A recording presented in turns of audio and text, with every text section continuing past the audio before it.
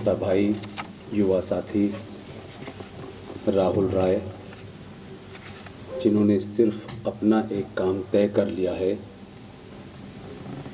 कि इनको जहाँ जहाँ इनकी ताकत है उनके बीच में मुझे पहुँचाना और अपनी बात रखने का मौका देना, ये काम राहुल राय करते हैं। इसलिए मुझे आप सबका आभार प्रकट करना है कि आप मुझ जैसे साधारण आदमी को सुनने के लिए यहाँ आए हैं और राहुल का करना है जिसने मुझे यहाँ तक पहुँचाया।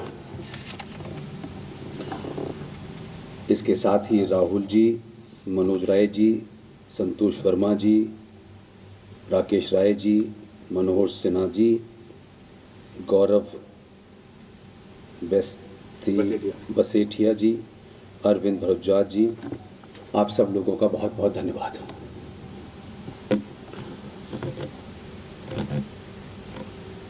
बहुत सारे संकट हैं, उस संकटों को मुझे लगता है कि रिपीट करने की आवश्यकता नहीं है। सबसे बड़ा संकट है कि हमको झूठ बोलने की बहुत आदत है। हम पाखंड करते हैं घर में अपने बच्चों से कि हमें सच बोलना चाहिए, लेकिन जब कोई सच बोल देता है तो परिवार तो छोड़ दीजिए, 80 करोड़ में एक मर्द खड़ा होकर नहीं कहता कि नुपुर शर्मा ने जो कहा है बिल्कुल सच कहा है, हम उसके साथ हैं। आपकी गिनती 80 करोड़ हो, 82 करोड़ हो, लेकिन भीड़ से ज्यादा हम कुछ हैं नहीं। इसलिए एक पढ़ी लिखी बेटी दिल्ली विश्वविद्यालय की अध्यक्ष रही, सुप्रीम कोर्ट में वकालत करती है। हमारी चुप्पी, हमारे स्वार्थों ने, कहीं हमारा संगठन टारगेट पे ना आ जाए, कहीं इरफान भाई से हमारे रिश्ते खराब ना हो जाएं, कहीं हिंदुओं की दुकानों में जो मुसलमान घुसे हुए हैं कहीं वो रूठ न जाएं, हमने 20 करोड़ जिहादी भेड़ियों के सामने अपनी जवान बेटी को छोड़ दिया। तो 82 करोड़ होने का मतलब क्या है? क्या करें इन 82 करोड़ का और हजारों संगठन का जो हर गली में बने हुए हैं? क्या आप अपने घर में किसी बच्चे से, बेटी से कह सकते हैं कि बेटा सच बोलना चाहिए? कोई नहीं बोलेगा सच अगर समाज मर चुका हो तो। सिर्फ भारत माता का नारा लगाने से भारत माता मजबूत नहीं होने वाली है। हमने अपने हीरोज भी पिछले 70 सालों में, हमने कभी भी अपना हीरो बहादुर को नहीं चुना। कहां से कूड़ेदान में से निकाल के लाते हैं किसी कचूमर टाइप के आदमी को, उसे अपना आइडियल बना लेते हैं। आजादी के आसपास और उसके बाद भी सावरकर हमारा हीरो नहीं है। सावरकर को समाप्त किसने किया? विदेशों ने किया। सावरकर की सोच को किसने आगे नहीं बढ़ाया? इसकी भी जरा तहकीकात करें। सुभाष इस देश का हीरो नहीं बना, और आज एक लंबे कालखंड के बाद जब कोई एक बहादुर इस घनघोर अंधेरे में आगे आया और जिससे आपका और मेरा रिश्ता 5 साल में सिर्फ एक दिन और एक दिन का 1 घंटा और 1 घंटे में मात्र 1 मिनट का रिश्ता है, हम उसको ईमानदारी से नहीं निभा पाए। वो जिम्मेदार है, ये जिम्मेदार है, वहां जिम्मेदार है, पाकिस्तान में ये हो रहा है, फला जगह ये हो रहा है। आपके घर के पास क्या हो रहा है ये आपको नहीं पता। इसलिए बड़ी बड़ी बातें करके, बड़े बड़े भाषण दे करके, घंटों भाषण दे करके समस्या हल नहीं होगी। मैं कुछ बातों को इसलिए रिपीट नहीं करूंगा कि लोगों को बुरा लग जाता है। एक फैशन हो गया है आजकल, सुनी सुनाई बातों को उसका प्रचार करो। वो झूठी है, वो असत्य है, इसकी कोई हमको लेना देना नहीं है। और हमने झूठ फैलाए हैं। मैं आपके मंच से, क्योंकि यहाँ सब बुद्धिजीवी लोग हैं और ये पहला मौका है, और आप सब के अलावा सबसे बड़ी बात है कि ये जो जगह है ये मालवीय जी के नाम से जानी जाती है। सोचिए कि मालवीय जी जैसे आदमी ने कितनों साल पहले ये तय कर लिया था। वो भी कोई अपनी एक छोटी सी दुकान खोल करके जीवन यापन कर सकते थे, लेकिन मालवीय जी ने जो काम किया है वो हजारों साल तक करोड़ों मालवीय पैदा करेंगे, ऐसा किसी दूसरे ने किया। सत्ताओं के पीछे भागना और टिकट लेना और टिकट लेके 2 कमरे के मकान से निकलना और लौट के 12 कमरे के मकान में आना, ये राष्ट्रवाद नहीं है, ये हिंदुत्व नहीं है। और जरा सा आपको पद मिला उसके बाद आपको कार्यकर्ता तो ऐसा लगता है ये आया कैसे, और फिर आपको लगता है हिंदुत्व पे बात करना तो थोड़ा सा अजीब सी बात है। नहीं, सबको साथ लेके चलना है। जब सत्ता नहीं थी तो सिर्फ अकेले चलना चाहते थे, सत्ता आते ही अब सबको साथ लेके चलना है। हमने सबके साथ लेने के लिए नहीं चुना था, उसके लिए तो बहुत सारे लोग थे। इसलिए समाज की जो भूमिका होनी चाहिए, इसलिए मैंने कहा सिर्फ आपसे कोई मंच ऐसा नहीं है, और ऐसा नहीं कोई चुनाव में, आप जानते हैं मेरा किसी राजनीतिक दल से कोई लेना देना नहीं है। ओपनली मुझे कोई मतलब नहीं है, कोई कितना भी बड़ा हो, कितना, एक हमारी सभ्यता में बड़े का आदर करना चाहिए, चाहे वो रिक्शा भी चलाता हो, वो मैं करता हूं, लेकिन कोई ये समझ बैठे कि पद से आदर होता है, ये सनातन संस्कृति नहीं है। पूरे समाज को बीमारी हो गई है। 4 डकैत, गुंडा, बदमाश, रेपिस्ट एक टिकट मिल के जीत जाएगा, उसके पैर ऐसे छूते हैं जैसे भगवान आ गए। लेकिन एक रिक्शे चलाने वाला आदमी, क्योंकि मैं दिल्ली में या तो 90% 3 व्हीलर से जाता हूं या जाता ही नहीं हूं, एक 3 व्हीलर वाला अगर कोई महान बात कर रहा हो तो उससे 5 मिनट बात करने में हमारा स्टेटस डाउन होता है। सब ज्ञानी बड़े पद पे नहीं होते और पद से ज्ञान का कोई संबंध नहीं होता। ये नैरेटिव हमने फैलाया है। सारे धर्म बराबर है, बिना जाने हजारों मठ मंदिर, हजारों आश्रम। किसी को तो सच बोलना चाहिए भाई।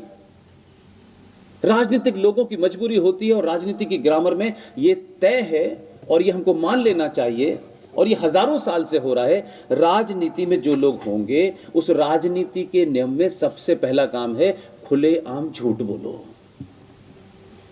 हमें उनसे ये उम्मीद नहीं करनी चाहिए कि वो सच बोलेंगे, कि सच बोलेंगे तो सत्ता 2 दिन नहीं चलेगी। लेकिन जिनका सत्ताओं पे, संविधान पे, किसी पद पे कोई लेना देना नहीं है, जो अपने मठ मंदिर में बैठे हुए हैं, जिन पे कोई संविधान लागू नहीं होता, जब वो लोग झूठ बोलने लगे तो राष्ट्र मर चुका होता है। इसलिए मैं अपनी बात को यही कहते शुरू करता हूं, सच बोलिए। सनातनी हिंदू को इस बात का डर नहीं होना चाहिए कि अगर उसकी मृत्यु नहीं आई है तो दुनिया की कोई ताकत नहीं मार सकती। मृत्यु निश्चित है, ये हम कहते हैं, मृत्यु निश्चित है। कब आएगी, कैसे आएगी, इसका नहीं पता, लेकिन आनी तय है। और जो चीज तय है तो ये मान के चलिए कि मंच पे ये भाषण आज आखिरी है, तो कम से कम आखिरी भाषण को सच बोलिए। ये मत समझिए कि कल आपको मौका मिलेगा, क्योंकि मृत्यु का तय नहीं है। इसलिए जो जीवन जीने की हमारी बात से कोई नाराज ना हो जाए। हमारी बात से हमारा 2 रुपए का बिजनेस है सलमान भाई के साथ, लेकिन उससे बिजनेस टूट जाएगा, इसलिए झूठ बोलो और सलमान भाई की बकवास को इसलिए सुनो कि बिजनेस चलाना है। भाड़ में गए सलमान भाई और भाड़ में गया बिजनेस। सच बोलिए, खुल के बोलिए, कोई दुनिया की ताकत आपको हिला नहीं सकती। मुझे ऊपर वाले ने ऐसी जगह पैदा किया जहां पूरे 40,000 लोगों में एक ही परिवार था। इसलिए मेरा थॉट प्रोसेस दूसरा है, इसलिए कोई कंफ्यूजन नहीं है। जब आप कहते हैं सारे धर्म बराबर हैं, तो मालवीय जी के भवन में, उस पुरोधा के भवन में मैं सबसे पूछना चाहता हूं, किस दुनिया की किताब में पढ़ा था कि सारे धर्म बराबर हैं? किसी साहित्य के, संस्कृत के विश्वविद्यालय में जाइए, राहुल भाई तो संस्कृत विश्वविद्यालय के अंदर हैं, किसी मुझसे भी, मैं तो कुछ पढ़ा लिखा नहीं हूं उस हिसाब से, पूछिए कि धर्म का अर्थ सनातन सभ्यता में, परंपराओं में, आस्थाओं में, संस्कृति में धर्म का अर्थ होता क्या है? धर्म का अर्थ पूजा पाठ नहीं होता। हमारी संस्कृति में, सभ्यता में, साहित्य में धर्म का अर्थ होता है ड्यूटी, आपका कर्तव्य। एक पिता का धर्म क्या है, एक राजा का धर्म क्या है, एक मां का धर्म क्या है, एक बेटे का धर्म क्या है। धर्म का मतलब पूजा पाठ नहीं है। ये किसी मंदिर से नहीं उठी है, किसी आश्रम से नहीं उठी बात, ये किसी शंकराचार्य ने नहीं। भाई सारे धर्म बराबर नहीं हो सकते। कोई 1400 साल पहले पैदा हुआ, कोई 2000 साल पहले पैदा हुआ। एक सुना था कि मुगलों के दौर में एक मजहब चला था, दीने इलाही। वो कहां है? जो पैदा होगा उसका मरना निश्चित है। जो 1400 साल पहले पैदा हुए हैं, पैदा तो हुए हैं ना, नहीं हुए हुए हैं ना, 2000 साल पहले भी पैदा हुए हैं। तो जो चीज पैदा होती है वो मरती है। ये विश्वास है आपको कि नहीं है? मरने का समय आ गया है। उसमें आपको तटस्थ होकर के अपनी भूमिका निभानी है। सनातन जो यहां कहा गया, सनातन के पैदा होने की कोई तारीख नहीं है।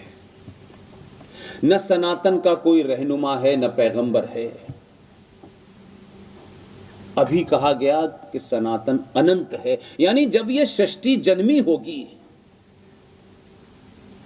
उसी समय से सनातन है। जब तक यह सृष्टि है सनातन रहेगा। जो जन्मा नहीं है उसके मरने का प्रश्न नहीं होता। जो 1400 साल 2000 साल पहले जन्मा है उसका अंत किसी ना किसी दिन होना है। तो जब आप सनातन संस्कृति को मानते हैं तो मैं आपसे सिर्फ इतना ही प्रश्न करता हूं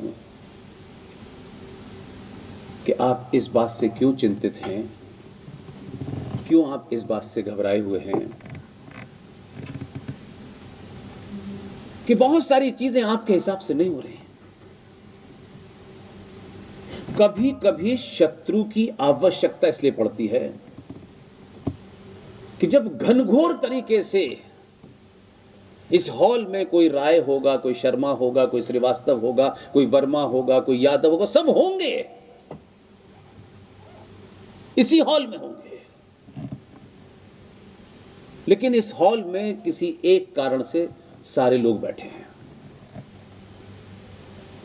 लेकिन इस हॉल में जो यूनिटी है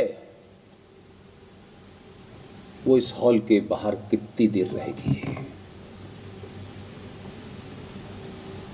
इसलिए आप ये मान के चलिए कि अगर कोई बड़ा शत्रु न होता तो गोष्ठियां इस देश में इस विषय पे नहीं होती।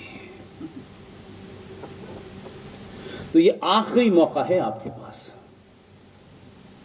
और इसे कोई हिंदू मुस्लिम का नाम देगा तो मैं उसको बहुत जस्टिफाई नहीं मानता। हो सकता है कि अपने समाज को समझाने के लिए आप हिंदू या मुसलमान शब्द का इस्तेमाल करें। इस पूरे युद्ध को जो एक लंबे समय से चल रहा है, ये युद्ध है और ये युद्ध सनातन सभ्यता, संस्कृति, मान्यताओं, परंपराओं के पुनर्स्थापना का दौर है। इसलिए इसको हम सांस्कृतिक पुनर्स्थापना की पहचान के लिए, जिसमें मंदिर भी हमारी संस्कृति का हिस्सा है और नालंदा भी हमारी संस्कृति का हिस्सा है, उसकी स्थापना करनी है। इसलिए जब आपके बच्चे जो इस दौर में पैदा हुए, आपने सत्तू खाया, बच्चे ने मैगी खाई है, आप जब उससे कम्युनिकेट करते हैं तो क्योंकि आप खुद ही पहले से कंफ्यूज हैं, इसलिए वो जो मैगी खा के बच्चा आया है उसकी कैपेसिटी 2 से 3 मिनट की है, इससे ज्यादा वो आपकी लंबी कहानी नहीं सुनेगा। और आपने अपनी शैली को नहीं बदला है, आप प्रवचन तो दे रहे हैं खड़े होकर के, लेकिन जिससे आपको कम्युनिकेट करना है आप उसकी जरूरतों को जानते ही नहीं है। इसलिए उससे 2 मिनट के अंदर टू द पॉइंट बात करिए, वो दोबारा आपसे नहीं मिलेगा, लेकिन आपसे बड़ा हिंदू बन जाएगा। इसलिए क्रिप्स बात करिए, क्रिप्स। लंबे लंबे प्रवचनों से कुछ नहीं होने वाला, और सीधी बात करिए। अपने घर के अंदर बैठने में भी आपको साफ बात कहने का, यहां मुझे किससे डर है, मुझे मंच पे भी डर नहीं है। मैं उन लोगों से बात कर रहा हूं जिनको कुछ कुछ सुनना है। इसलिए आपने कभी भी अपने मुद्दे वो मुद्दे नहीं बनाए जो मुद्दे हजारों साल तक आपकी संस्कृति को सिक्योर करते हैं। आपने तत्कालिक, यानी अभी चाय पीना है तो बस चाय मिल जाए जीवन में, यही लास्ट है, इसलिए आप हार रहे हैं। कभी हमने इस बात पे तो बड़ी गिलानी हो जाती है कि यार हमारे पास बहुत बड़ी कार नहीं है, लोग क्या सोचेंगे, हमारे पास बड़ा मकान नहीं है, लोग हमारा क्या सोचेंगे, हमारी बेटी के पास ये नहीं है, हमारे बेटे, ये बड़ा हम कॉम्प्लेक्स में हैं। लेकिन ये क्लासिक कॉम्प्लेक्स है आपका कि आप व्यक्तिगत तौर पर तो इस पे बड़ा ध्यान देते हो, लेकिन सामूहिक तौर पे कभी आपको इस बात पे शर्म नहीं आती, कभी सर नहीं झुकता कि इस देश में पिछले 70 सालों से 2-2 कौड़ी के नेता बनने वालों ने सनातनी हिंदू की औकात 2 रुपए किलो चावल और 1 महीने के बिजली के फ्री में करती है, और आप इस पे वोट देते हैं। तब वोट देते वक्त आपका जमीर मर जाता है क्या? तब आपके अंदर का आत्मसम्मान कहां चला जाता है कि मैं तो ऑडी गाड़ी में चलता हूं यार, मुझे सिर्फ 1 महीने की बिजली फ्री जिसने दे दी, मैं उसको अपना बाप बनाने के लिए तैयार हूं। यह आपको विचार करना है, शत्रु को नहीं करना। और जिसको आप मानते भी हैं, अगर वो शत्रु है, आप अपने मन को तसल्ली देने के लिए कह सकते हैं ये पंचर पुत्र है, लेकिन 2 रुपए किलो चावल में नहीं बिक रहा, ये भी सच्चाई है। ये मनन सिर्फ आपको करना है, किसी और को नहीं करना। इसलिए आपने अपने बचाव के लिए कि आज का जीवन बच जाए किसी तरह से, कुछ भी झूठ बोल दो, और जैसे ही सिक्योर इलाके में पहुंच जाओ बड़े बड़े प्रवचन दो।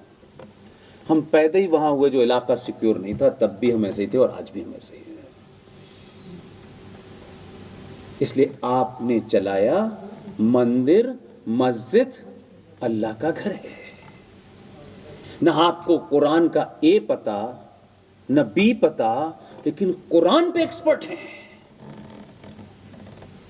न इस्लामिक सिविलाइजेशन की वॉर का पता आपको। आपके बेटे को फ्रांस रेवोल्यूशन तो पढ़ा है उसने, बोल्शेविक रेवोल्यूशन तो उसने पढ़ा है, लेकिन इतिहास में उसने जंगे बदर नहीं पढ़ी, जंगे अदर नहीं पढ़ी। वो क्या थी उसको पढ़ेंगे तो पता चलेगा कि आप जिनसे लड़ रहे हैं वो हैं कौन, उनकी फिलॉसफी क्या है, वो ड्राइव कहां से होते हैं, वो क्यों ये कन्विक्शन है कि नूपुर के ऊपर जम्मू कश्मीर में जम्मू की मस्जिद के ऊपर 5,000 लोग खड़े होकर के सत्ता के सामने कह रहे हैं नूपुर तेरा हम गर्दन काटेंगे।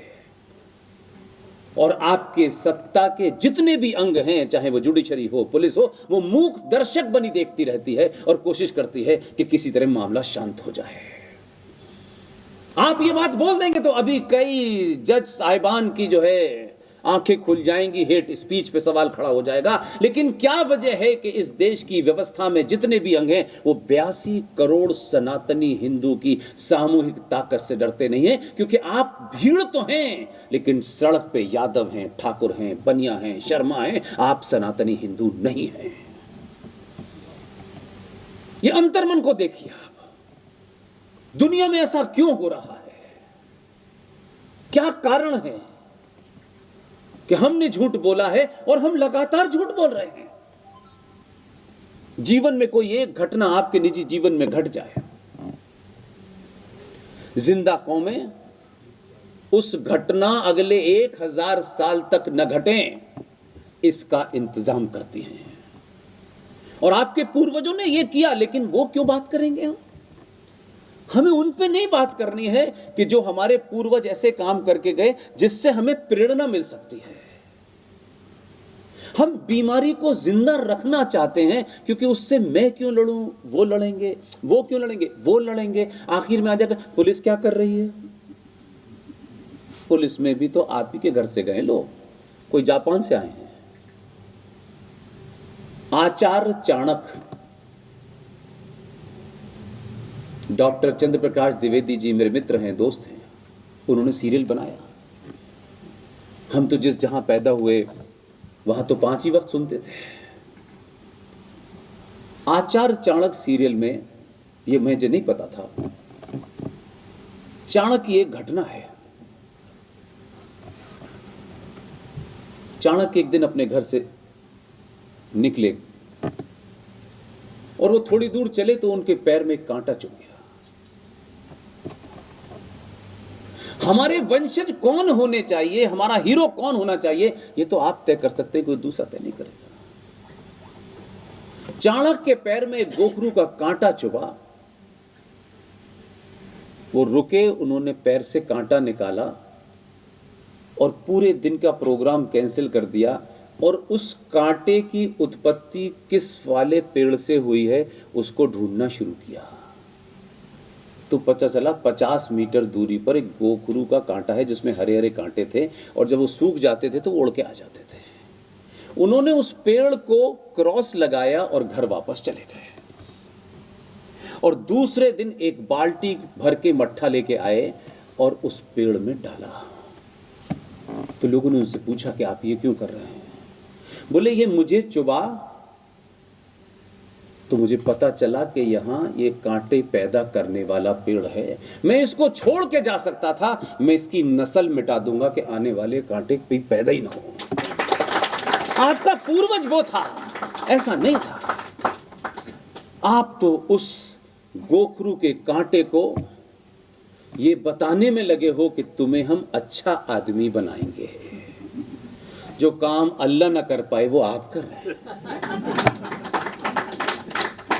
कहां हैं आप, किस दुनिया में हैं, किस गलतफहमी के शिकार हैं? और ये इसलिए है कि आपको लगता है कि नहीं हम तो परफेक्ट हैं, इसलिए आप सच बोलना शुरू जिस दिन कर देंगे, मेरा दावा है इस देश में हजारों नीरजत्री, तुफैल चतुर्वेदी, रोमित रत्नू, आजाद भाई, हजारों खड़े हो जाएंगे। और इनमें से एक भी, 2-4 हो सकते हैं कि किसी का राजनीतिक एजेंडा हो कि मोदी ने राज्यसभा की टिकट नहीं दी तो मोदी बुरा हो गया, फिर मोदी ने नहीं दिया तो बुरा हो गया। ये राजनीति पे मैं कभी कम टिप्पणी करता हूं क्योंकि वो मेरा एरिया नहीं है। मैं ये मानता हूं राजनीति बहुत छोटे से लोग चलाते हैं। अगर आप मान भी लें इस देश के अंदर राजनीतिक लोगों को चुनने की गिनती 10 करोड़ 20 करोड़ 20 करोड़ वोटर डालते होंगे, वही राजनीतिक लोगों को चुनते हैं। मैं आपको अपनी बात समझाने के लिए, जो मेरा फोकस है, देश क्या है और राष्ट्र क्या है, ये मैं हर अपनी स्पीच में बोलता हूं। देश के बारे में का मतलब क्या समझते हैं आप लोग? कभी इस पे आपने सोचा कि हम देश और राष्ट्र में क्या फर्क है? देश एक भूमि का टुकड़ा है और उस भूमि के टुकड़े की बाउंड्री है, और उस भूमि के टुकड़े पर फौज है, पुलिस है, न्यायपालिका है, शिक्षक है, जितने भी देश के अंग हैं जो देश चलाते हैं वो सारे अंग पेड हैं, उनको तनख्वाह मिलती है। इवन प्रधानमंत्री से लेकर के केंद्रीय मंत्री को, राज्यसभा से लेकर लोकसभा के एमपी को भी तनख्वाह मिलती है। वो तनख्वाह लेके देश के लिए काम करते हैं, एहसान नहीं करते, ये उनकी ड्यूटी है। लेकिन इसका एक दूसरा पक्ष है जहां आप जिम्मेदार हैं, जहां मेरी और आपकी भूमिका है। राष्ट्र क्या है फिर? अगर देश की यह परिभाषा है तो राष्ट्र क्या चीज है? राष्ट्र को कौन चलाता है? कैसे चलाता है, उसके नियम क्या हैं, उसके कानून क्या हैं। कभी जब आप इसको मनन करेंगे, राष्ट्र चलता है मेरी आस्थाओं से, परंपराओं से, मान्यताओं से, मेरी संस्कृति से, मेरी मंदिरों से, इन तमाम चीजों से राष्ट्र चलता है। और राष्ट्र को दुनिया की कोई ताकत नहीं चला सकती, सिर्फ समाज चलाता है। इसलिए हमारे गिरने की स्थिति यह है और हमारी मांग करने की स्थिति यह है कि हमको यह पता ही नहीं है कि हम सरकार से क्या मांग कर रहे हैं, क्योंकि हम इतने लालची और मक्कार और झूठे लोग हो चुके हैं कि कोई बात नहीं, ये थोड़ा मुझे थोड़ा होता है। नहीं, बिल्कुल देंगे, ठीक है। कि जो इश्यूज जो कहते हैं हम राष्ट्रवादी हैं, एक स्लोगन बना लिया लोगों ने। राष्ट्रवादी होना आसान नहीं होता। सिर्फ कह देने से राष्ट्रवादी हैं, इससे नहीं काम होता। अगर राष्ट्रवादी होते तो आपकी 82 करोड़ आज की डेट में गिनती है और 20 करोड़ लोग इस देश की सत्ताओं में बैठने वालों को चुनते हैं। तो देश कितना हुआ छोटा और राष्ट्र कितना बड़ा हुआ। मैं आपके सामने स्टडी करी हुई चीज रखूंगा तो आपको पता चलेगा कि आप कहां खड़े हैं। दुनिया में जितने भी देश हैं, उनकी जो भी संस्कृति है, मैं उस पर कैटेगराइज नहीं करना चाहता। खुद आप हमारे घर, अपने घर में देखिए उस निगाह से जिधर मैं आपको दिखाना चाहता हूं।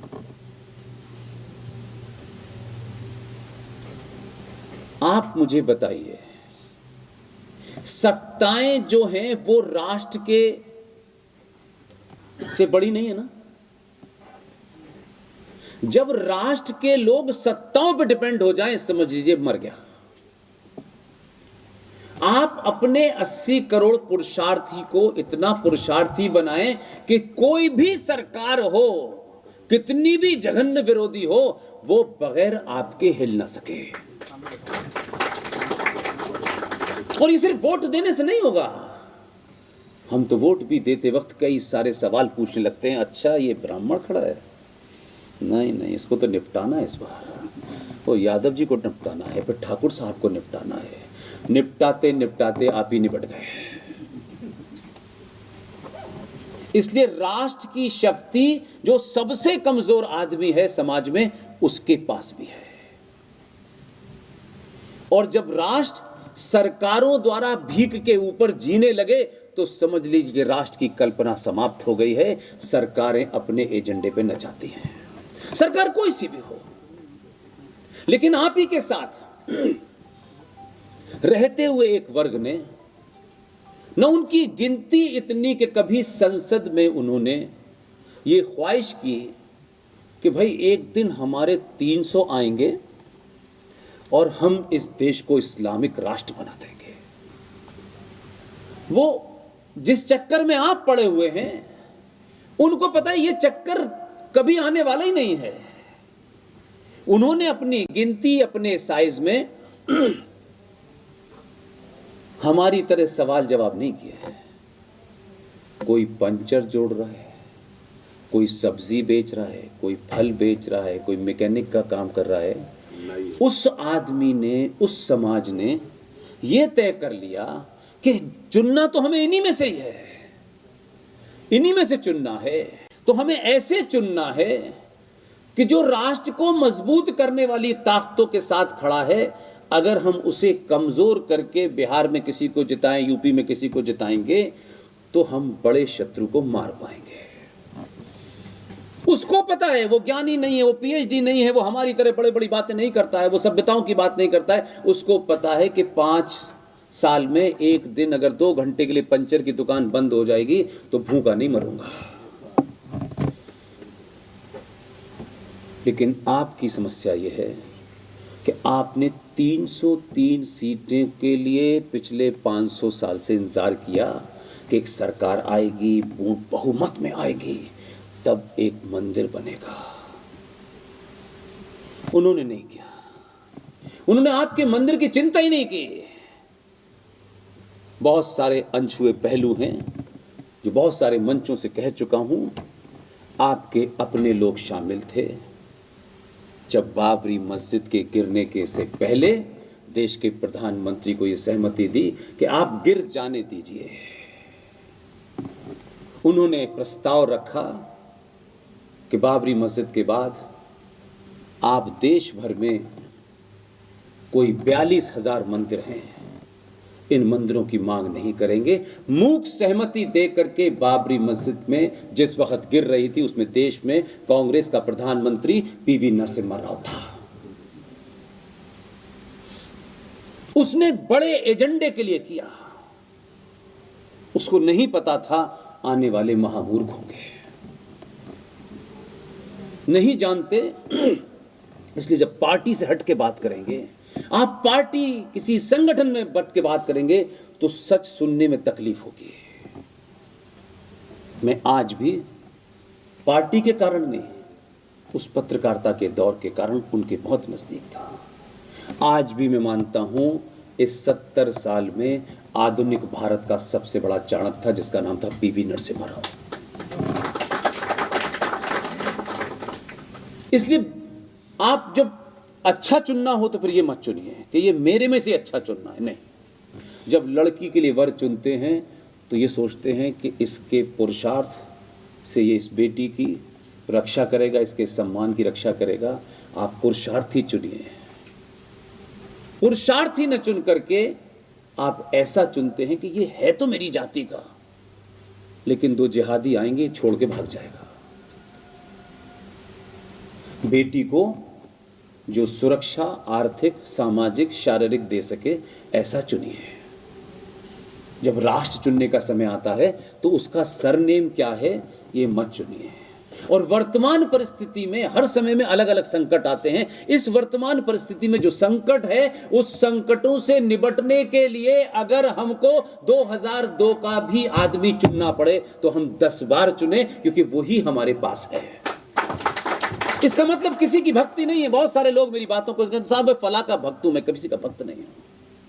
डे 1 से मैंने तय किया कि भक्ति। लेकिन अगर कोई इन विषम परिस्थितियों में कुछ कर पा रहा है तो हम ये उम्मीद कर नहीं सर अब तो हमने 300 दे दिए, अब तो पूरा देश बदल दो। भाई साहब आप बदलने को तैयार नहीं है, वो देश बदल दे।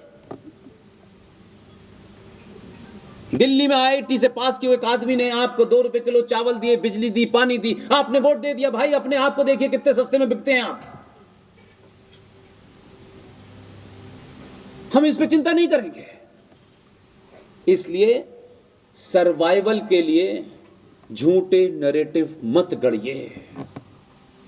अब एज पर इस्लाम, as per Quran, as per Mohammad साहब, इस्लाम में मस्जिद पवित्र स्थल नहीं है। नमाज पढ़ने के लिए मस्जिद जरूरी नहीं है।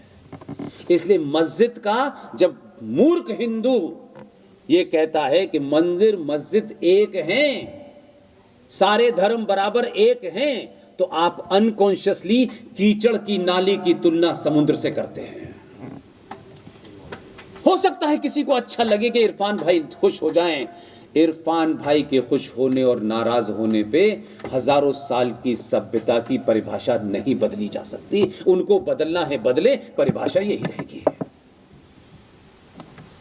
हम आज भी कोई मंदिर बनाते हैं, जो भी मंदिर बनता है, अभी इतना बड़ा मंदिर बना आप सबने देखा, इसलिए कि वो एक बहुत सारे लोग हमारे यहां समझते हैं कि शायद मंदिर बनाया और उसमें कुछ रख दिया मंदिर। हम उस संस्कृति के वाहक हैं। इतनी कमियां आने के बावजूद भी, इतनी बीमारियों से ग्रस्त होने के बावजूद भी, इतने लंबे समय के सर्वाइवल के बावजूद भी आज भी हमारी मान्यता है कि मंदिर बनाने के बाद हम एक पत्थर को उसकी पूजा करते हैं, उस अपने मंत्रों से और अपनी उस भावनाओं से ये मानते हैं कि इस मंत्रों के उच्चारण के बाद इस पत्थर के अंदर प्राण की स्थापना होगी, तब हम उसे मंदिर मानते हैं। इसलिए मस्जिद और मंदिर बराबर नहीं है। हम पत्थर को रख के उसमें प्राण प्रतिष्ठा करते हैं और तुम जम्मू कश्मीर के अंदर श्रीनगर में, मेरी आंखों की देखी हुई बात है, उस मस्जिद के अंदर से नारे लगते हैं, कश्मीरी पंडित मर्द कश्मीर छोड़ दें और कश्मीरी औरतों को बगैर, और उसी मस्जिदों से बंदूकें निकलती हैं, पत्थर निकलते हैं, मंदिर से पत्थर जाता है और भगवान बन जाता है। कहां तुलना कर रहे हो यार, ये नहीं हो सकता। इसलिए राजनीतिक लोगों को झूठ बोलने की पूरी परमिशन है, जो दिल चाहे करने दीजिए। राजनीति में 400-500 लोग हैं, आप 80-82 करोड़ लोगों में से, मेरा अनुमान है इस 12 साल के सफर में जिस दिन भी 10 करोड़ हिंदू सच बोलेंगे ना, ये जो भाईजान को जान लेने का बड़ा शौक है, नजर नहीं आएंगे। कुछ करना ही नहीं पड़ेगा, एक बार सामूहिक शक्ति का प्रदर्शन कीजिए। लेकिन आप यादव की शक्ति होती है, शर्मा जी की होती है, ब्राह्मण की है, ठाकुर की है, इसकी है, उसकी है, सामूहिक शक्ति। जिस दिन सनातनी हिंदू अपनी शक्ति का सामूहिक प्रदर्शन करेगा, उस दिन 24 घंटे में यह देश हिंदू राष्ट्र कहलाएगा। लेकिन ये तमाम बीमारियों से निकल के ऐसा नहीं होगा कि आप दूध में पानी मिला करके शर्मा जी के घर सप्लाई करें, सिंह साहब के घर सप्लाई करें और कहें कि नहीं हिंदू राष्ट्र हो जाए। ऐसा नहीं होता मेरे भाई। अपने अंदर की हजारों बीमारियों को मारना होगा। सड़क पे अगर किसी बहन का दुपट्टा किसी ने खींचा है तो वो ये ना देखे कि कौन है ये, बस ये सनातनी है तो सगी बहन है, फिर भिड़ जाए उससे। इलाहाबाद में एक परिवार, ब्राह्मण परिवार की 3 बेटियों को ऐसे चिप्स की तरह काट दिया, ये घटना नहीं बनी। मेरी वो सगी बहन नहीं है, लेकिन सगी बहन से ज्यादा है, प्रोफेसर है इलाहाबाद यूनिवर्सिटी के अंदर। पुलिस वाले जो थे वो उसकी डेड बॉडी उठाते में रो रहे थे कि इतने टुकड़ों में थी। हम अपने के मरने पे चिल्लाने से पहले सोचते हैं इसमें कितना फायदा है, कितना नुकसान है, वो ऐसा है, अच्छा इसका ये जाति। भाई साहब, कमरों में बैठ करके एकता दिखाने का काम नहीं है, सड़कों पे एकता दिखाओ। जो जो कर रहा है, हजारों लोग अलग अलग तरीके से अपनी अपनी सीमाओं के अंदर कुछ ना कुछ कर रहे हैं, लेकिन जो सामूहिक तौर पे अगर झूठ बोल रहे हैं, वो कितना भी बड़ा हो दुनिया का आदमी, उसको माफी नहीं हो सकती।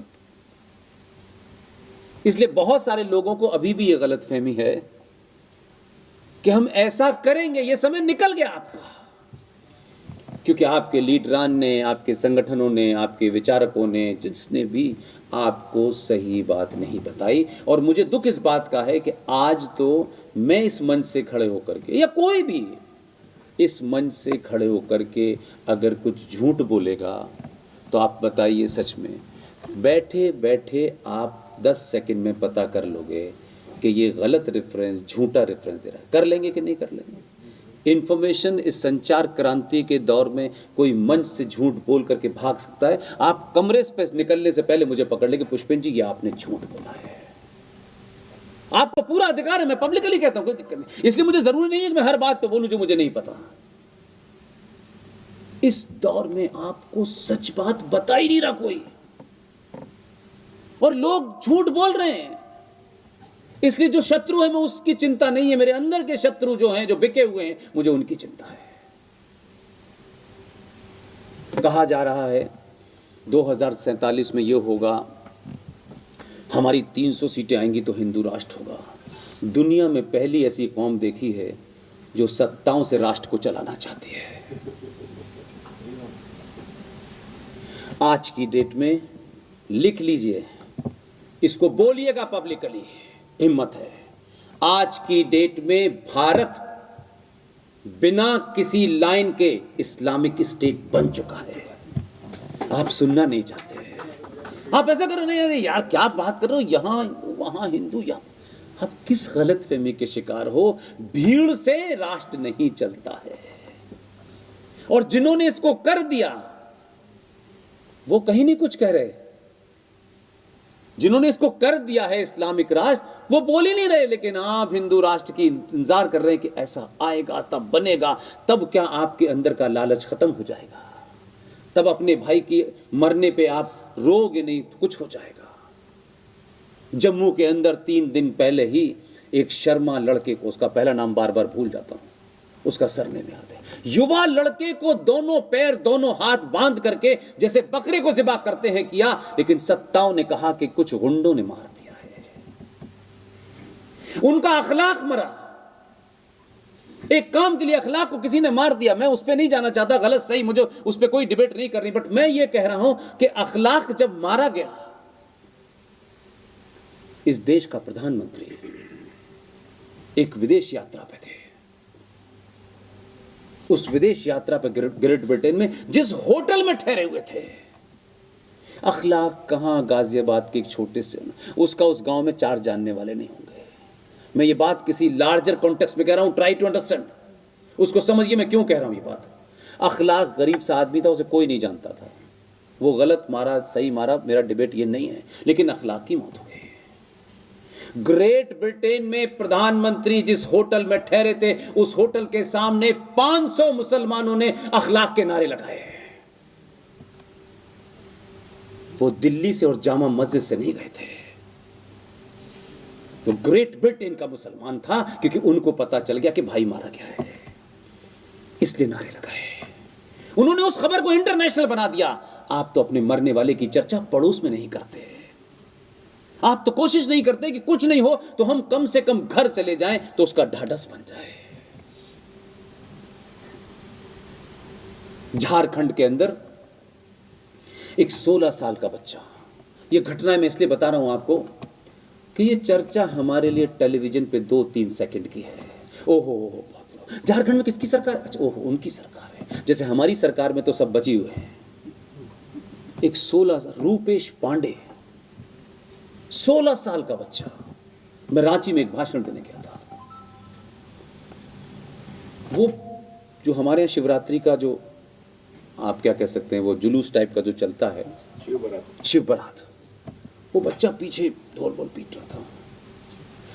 मुसलमानों के 5-6 लोगों ने उसे उठाया भीड़ में से, और वो शोर मच रहा था, समझ ही नहीं आएगा कि इसके दोस्त हैं, उसको ले गए। ऐसी हत्या नहीं देखी होगी आपने कभी, क्योंकि आपने सिर्फ 2 सेकंड की खबर सुनी है। मैं रांची से रूट आउट करके उस जगह पहुंचा। मैं डाल्टनगंज गया हुआ था या शायद धनबाद गया हुआ था। मैंने कहा मुझे इसी से रूट आउट करना, उसके घर जाना है। उन लोगों ने रूपेश पांडे को गिरा करके हाथों से और घूंसों से मार दिया।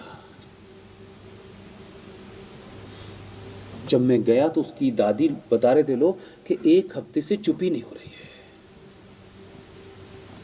और केंद्रीय मंत्री गई, एक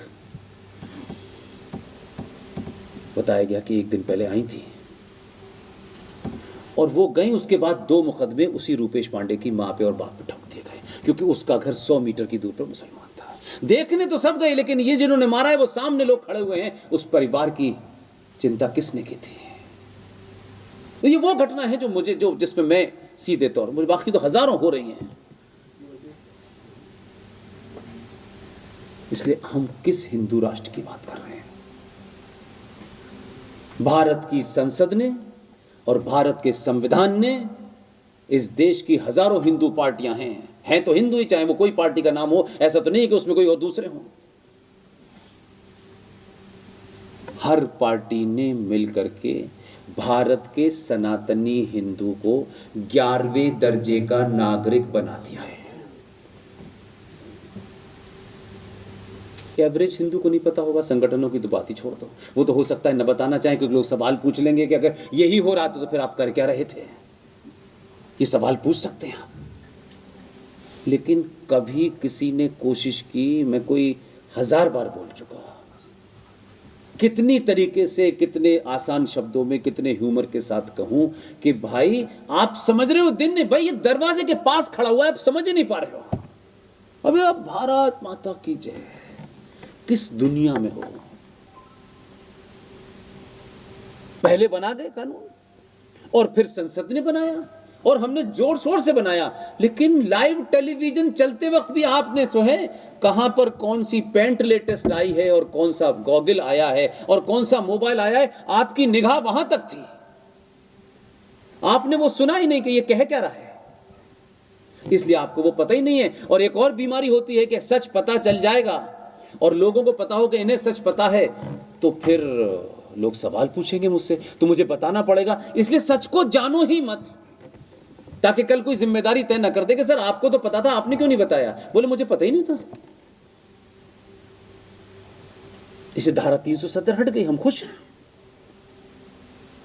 अब तो पूरा देश का सनातनी हिंदू कश्मीर में जगह लेगा, वही रहेगा, है ना। ऐसे ही होना। यही धारा तो आपको रोके हुए थी। ये धारा लगी हुई थी जिसकी वजह से आप कश्मीर में जमीन नहीं ले पा रहे थे। आई एम राइट और रॉन्ग? मेरे भाई, जरा अपना चेहरा आईने में देखो और ये कायर शब्द, मक्कारी भरे शब्द, झूठी बातें करके एक आध दिन एक्स्ट्रा जी सकते हो। शीशे में चेहरा देखोगे और ये सच पता होगा ना, तो नींद नहीं आएगी आपको। आसाम और बंगाल के बराबर में एक देश है, छोटा सा देश है। वहां कुछ लोगों ने निजामे मुस्तफा स्थापित करने के लिए हथियार उठा लिए कि हमें यहां म्यांमार में निजामे मुस्तफा स्थापित करना है। इसलिए कहते हैं कि कोई जरूरी नहीं है कि कुछ चीज अगर नहीं आती तो पड़ोस में कुछ कर रहा हो उससे सीख लेनी चाहिए। कोई जरूरी नहीं है कि मुझे सब कुछ पता हो, लेकिन कुछ बात अगर कोई दूसरा कह रहा है यार, तो ये बात तो बढ़िया कह रहा है, इससे सीख सकते हैं, लेकिन हमको वो भी नहीं सीखना। क्योंकि अगर हम सीख गए तो मन हमें बेचैन करेगा, और बेचैन करेगा तो हमें फिर हथियार उठाना पड़ेगा। तो यार ये मैं क्यों उठाऊं, इसके लिए तो पुलिस बनी हुई है। म्यांमार में कुछ लोगों ने निजामे मुस्तफा यानी अल्लाह की हुकूमत स्थापित करने के लिए आंदोलन चलाया। बहुत समझाया वहां के साधुओं ने, नहीं समझ में आया। लेकिन हमारे यहां एक भी नजर नहीं आता है। साधुओं ने गंठी माला इधर रखी और कुल्हाड़ी उठा ली और इतना मारा कि निजामे मुस्तफा मिल गया उन्हें। साधुओं ने। म्यांमार की हिस्ट्री पढ़ी है, कोई 10 साल पुरानी बात नहीं, अभी की घटना है। लेकिन उसके बाद का क्रम बताना चाहता हूं, जहां मैं ले जाना चाहता हूं आपको। म्यांमार से यहां के किसी एक एवरेज बेचारे आदमी को, जो बहुत पढ़ा लिखा ना हो, मोबाइल भी उसके पास ना हो, उसको आप कोई एक जगह बता दीजिए कि बेटा वहां चले जाना, तो कम से कम 90% हिंदू तो बिना गूगल के घर से बाहर नहीं निकल पाएगा। लेकिन जिन पे गूगल नहीं है, जिन पे पैसा नहीं है, उस आसाम और बंगाल के बॉर्डर से म्यांमार से निकला मुसलमान एंटर किया। एंटर करने के बाद में वो आसाम आया, वो बंगाल आया, और उसके पास कैसे एक के बाद एक चीज मिलती रही उसको। वो वहां से चल के दिल्ली, दिल्ली से पठानकोट, और पठानकोट से जम्मू पहुंचा, और जम्मू के बाद उसको पता था कि मुझे कश्मीर जाना है, कि जम्मू में उसके लिए नहीं है। एक आदमी बॉर्डर पार करके वहां से चला, उसे धारा 371 का पता नहीं था, 70 का। म्यांमार से निकल के चलने वाला वो म्यांमार का मुसलमान बॉर्डर पार करके जा रहा है, और हमारे देश का हिंदू कह रहा है 370 हटेगी तब भारत में विलय होगा। संविधान का काम और सरकार का काम कानून बनाना है, उसको सही मायने में अमली जामा समाज पहनाता है। वो वहां पहुंच गए, उनके लिए कॉलोनी बनी, उनके लिए कॉलोनी बनी। जिस जम्मू कश्मीर के अंदर 1957 में उस वक्त की सरकारों के कारण एक धारा को डाला गया और उस धारा के बारे में चर्चा ही नहीं हुई। इसलिए मुझे कभी कभी बेईमानी लगता है कि आप अपने समाज को भावनाओं में बह करके, जिससे लोग ठप्पा तो लगा दें लेकिन असल बात नहीं बता रहे। मैं दोनों चीजों को जानता हूं। इसकी चर्चा मैंने किसी पार्टी के दफ्तर में नहीं देखी, और यह बात मेरी तकलीफ है, मेरी निजी। कि मेरा एक साथी संदीप कुलकर्णी पूना का, उसकी जान चली गई। इसलिए मुझे ये बात कचोटती है, इसलिए मैं इस बात को बार बार कहता हूं। 370 का प्रचार हमने जितना किया, अगर उसका 5% 35A का कर देते तो आपको समझ में आता कि क्या खेल हो गया है। आपने सुना, किसी ने सुना 35A? बहुत बाद में सुना होगा किसी ने। जानते हैं 35A क्या थी? राजा आपने सुना? हाँ? नो, वो ऑर्डर तो है, लेकिन उसका इम्प्लीमेंटेशन क्या था? वो तो प्रेसिडेंशियल ऑर्डर था, वो तो दबाव में दिलवा दिया उन्होंने, वो तो ठीक है, लेकिन थी बनी किस लिए थी? Article 35A। ये वो लोग हैं जो कश्मीर पे विशेषज्ञ लोग हैं। आर्टिकल 35A के तहत जम्मू कश्मीर की राज्य सरकार को ये अधिकार दिया गया कि जम्मू कश्मीर का मतलब तो पहले समझ लीजिए, बहुत सारे लोग नहीं समझते हैं। जम्मू कश्मीर की आज की डेट में जो भारतीय संविधान है, जो भारतीय संसद है, उन दोनों की तरफ से जम्मू कश्मीर का अर्थ होता है जम्मू कश्मीर, लेह, लद्दाख, मीरपुर और मुजफ्फराबाद। ये जम्मू कश्मीर की संवैधानिक और संसद द्वारा पास हुए बिल के तहत ये पोजीशन है कि जो जम्मू कश्मीर का हिस्सा उधर है, जिसे मीरपुर और मुजफ्फराबाद कहते हैं, वो आज भी भारत का संवैधानिक हिस्सा है। और इसी कारण जम्मू कश्मीर में जो सीटें रखी जाती हैं, उसमें से 21 सीटें आज भी रिजर्व हैं कि जब वो आएगा तो ये चुनाव होगा। ये हमारी संवैधानिक पोजीशन है। ये तो खुश होने के लिए थी। आप खुश हुए इस बात से कि यार हमारे नेताओं ने जैसे भी रहे हों, फूल वाले चचा से लेके जितने भी हैं, वो एक अलग विषय है, उस पर मत जाइए। लेकिन आप तो इस बात से खुश रहे, लेकिन उन्होंने क्या किया ये देखने की बात है। आप तो खुश हो गए, क्या बात है, मीरपुर भी हमारा दावा है, संविधान ने कहा है, संसद ने कहा है। उन्होंने क्या किया? उन्होंने आर्टिकल 35A लेकर के, जिसके तहत जम्मू कश्मीर की सक्सेसिव सरकार को ये ताकत दे दी गई कि आप जिसको चाहे नागरिकता दे सकते हैं। अब उनका जिसको चाहे में उत्तर प्रदेश वाला नहीं था, यानी जम्मू कश्मीर के किसी भी जो बाहर से आया है, यहां से आया है, नागरिकता दे सकते हैं, राइट? अब मीरपुर से और मुजफ्फराबाद से आने वाले भाईजान आए और 57 से लेके 2019 तक हजारों इस देश में देश विरोधी पाकिस्तान से आने वाले लोग नागरिक बन गए। वो कश्मीर में नहीं रहे, वो मुंबई में सेटल हैं, वो कलकत्ता में सेटल हैं। आप 54 को जानते नहीं थे। उन्होंने पिछले 57 से लेके 2019 में क्या हाल किया होगा जो आज आपको नजर आ रहा है। तो जो मीरपुर से आया, जो मुजफ्फराबाद से आया, उसे नागरिकता दे दी गई क्योंकि सरकार ने पास कर दिया है। यह खतरनाक थी कि 370 खतरनाक थी। इसलिए नोशनल चीजों पे हम ज्यादा गए, इस पे नहीं गए कि यार ये अगर भीड़ एक बार आई गई, जो रह गया यहां पे, अब हम क्या कहते हैं, हमने एक नई बीमारी निकाली है। कुछ लोग तथाकथित नए नए हैं, उनको अपनी दुकान भी चलानी, वो कहते हैं अब 20 करोड़ों को क्या करोगे भाई? तो भाई यही बात तो 47 में हो रही थी, यही बात तो 47 में हो रही थी। 10 लाख सनातनी हिंदुओं की लाश, this is the government document, not mine document. 10 lakh सनातनी हिंदू की लाश पे ये देश बटा। इस देश के बारे में सबसे सच बोलना और कड़वा बोलने वाला आदमी, उसको हमने उसके सर नेम से तय किया कि यार ये बड़ा न हो जाए, क्योंकि बड़ा तो हमें ही होना है, इसलिए उसकी सच बात को दबाया हमने। ऐसा नहीं था कि उस दौर में लोग नहीं थे, लेकिन उनके पास सपोर्ट नहीं थी। इसलिए मैंने कहा कि वो आदमी करके चला गया, अब उसको नहीं पता है, न मैं उसका वंशज हूं, न लेना है न देना है, लेकिन मैं जब तक जीवित हूं उसका सम्मान से नाम लूंगा। उसने भारत की उस स्थिति को तब देख लिया था जब बड़े बड़े ठेकेदार नहीं देख पा रहे थे, और उसमें यह दम था कि उसने जाने से पहले अपनी किताब में पेज नंबर के साथ लिख के गया। आज तो कोई बोलने की हिम्मत नहीं है बोलने की, वो उस दौर में लिख के चला गया। अगर हमारे बीच में कोई हीरो है तो मुझे उसकी जाति नहीं देखनी। अगर वो हीरो है और राष्ट्र बचाने के लिए उसने कुछ भी काम किया है तो वो सबसे बड़ा ब्राह्मण है, बस। इसमें मुझे कोई इंटरेस्ट नहीं है, उसकी चिंता नहीं की, वो इशू ही नहीं आए। लेकिन अब हम सब लोग ये चाहते हैं फुल स्पीड में, सुबह उठे ये कानून बनाए, रात को ये कानून बनाए, दिन में ये कानून बनाए, वो यही करता रहे। और कानून से देश चलता है, राष्ट्र नहीं चलता।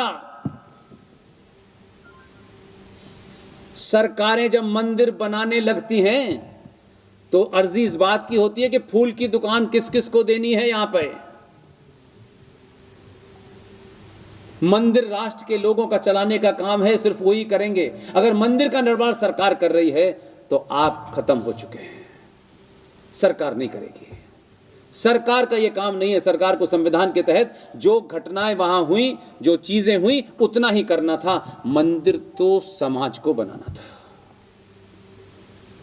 फिर आप जब यह सोचते हैं, जब आपकी यह मानसिकता होती है, तो आपके अंदर यह ताकत नहीं पैदा होती, क्योंकि आप तो सरकार मंदिर बनाए, सरकार मंदिर की सुरक्षा करे और सरकार ही सब कुछ करे, और कुछ हो जाए देखो सरकार ने क्या किया है। इसलिए आपने उस मुद्दे को नहीं उठाया जिस मुद्दे को कोई संगठन दूर दूर तक नजर नहीं आता। लेकिन एक व्यक्ति है, कोई मेरे निजी दोस्त नहीं है, इस सफर का बेहतरीन इंसान है।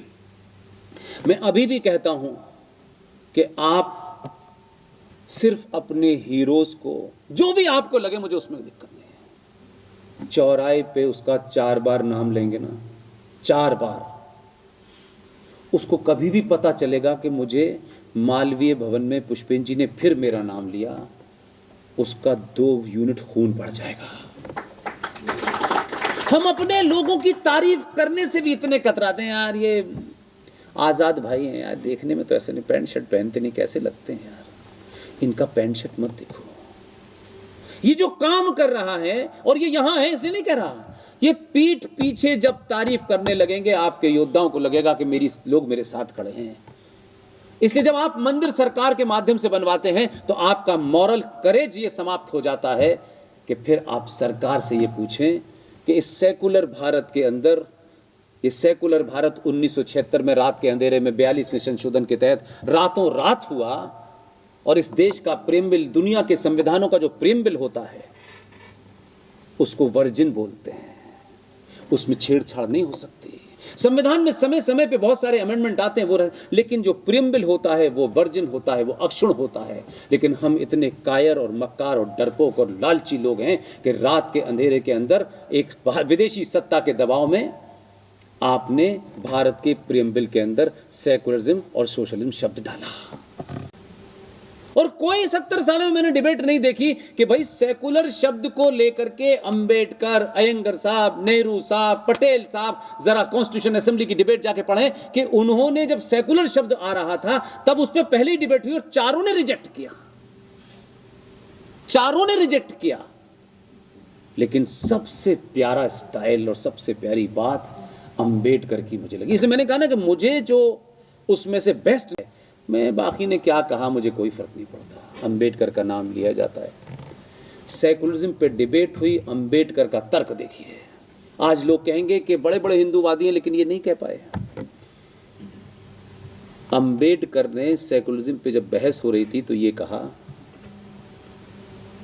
कि भारत अनादिकाल से इस भूमि पर दुनिया के लोग आए, दुनिया के लोग यहां रहे, कोई ऐसी घटना हजारों साल में नहीं मिलती कि यहां कोई दूसरा आया, उसकी पूजा पद्धति क्या है, उसकी आस्था क्या है, उसका मजहब क्या है, वो यहां रहे, एक किसी ने किसी के पूजा घर को तोड़ा हो, किसी को इस बात पे मारा हो कि इसका जो आदर्श है वो हमारा आदर्श नहीं है।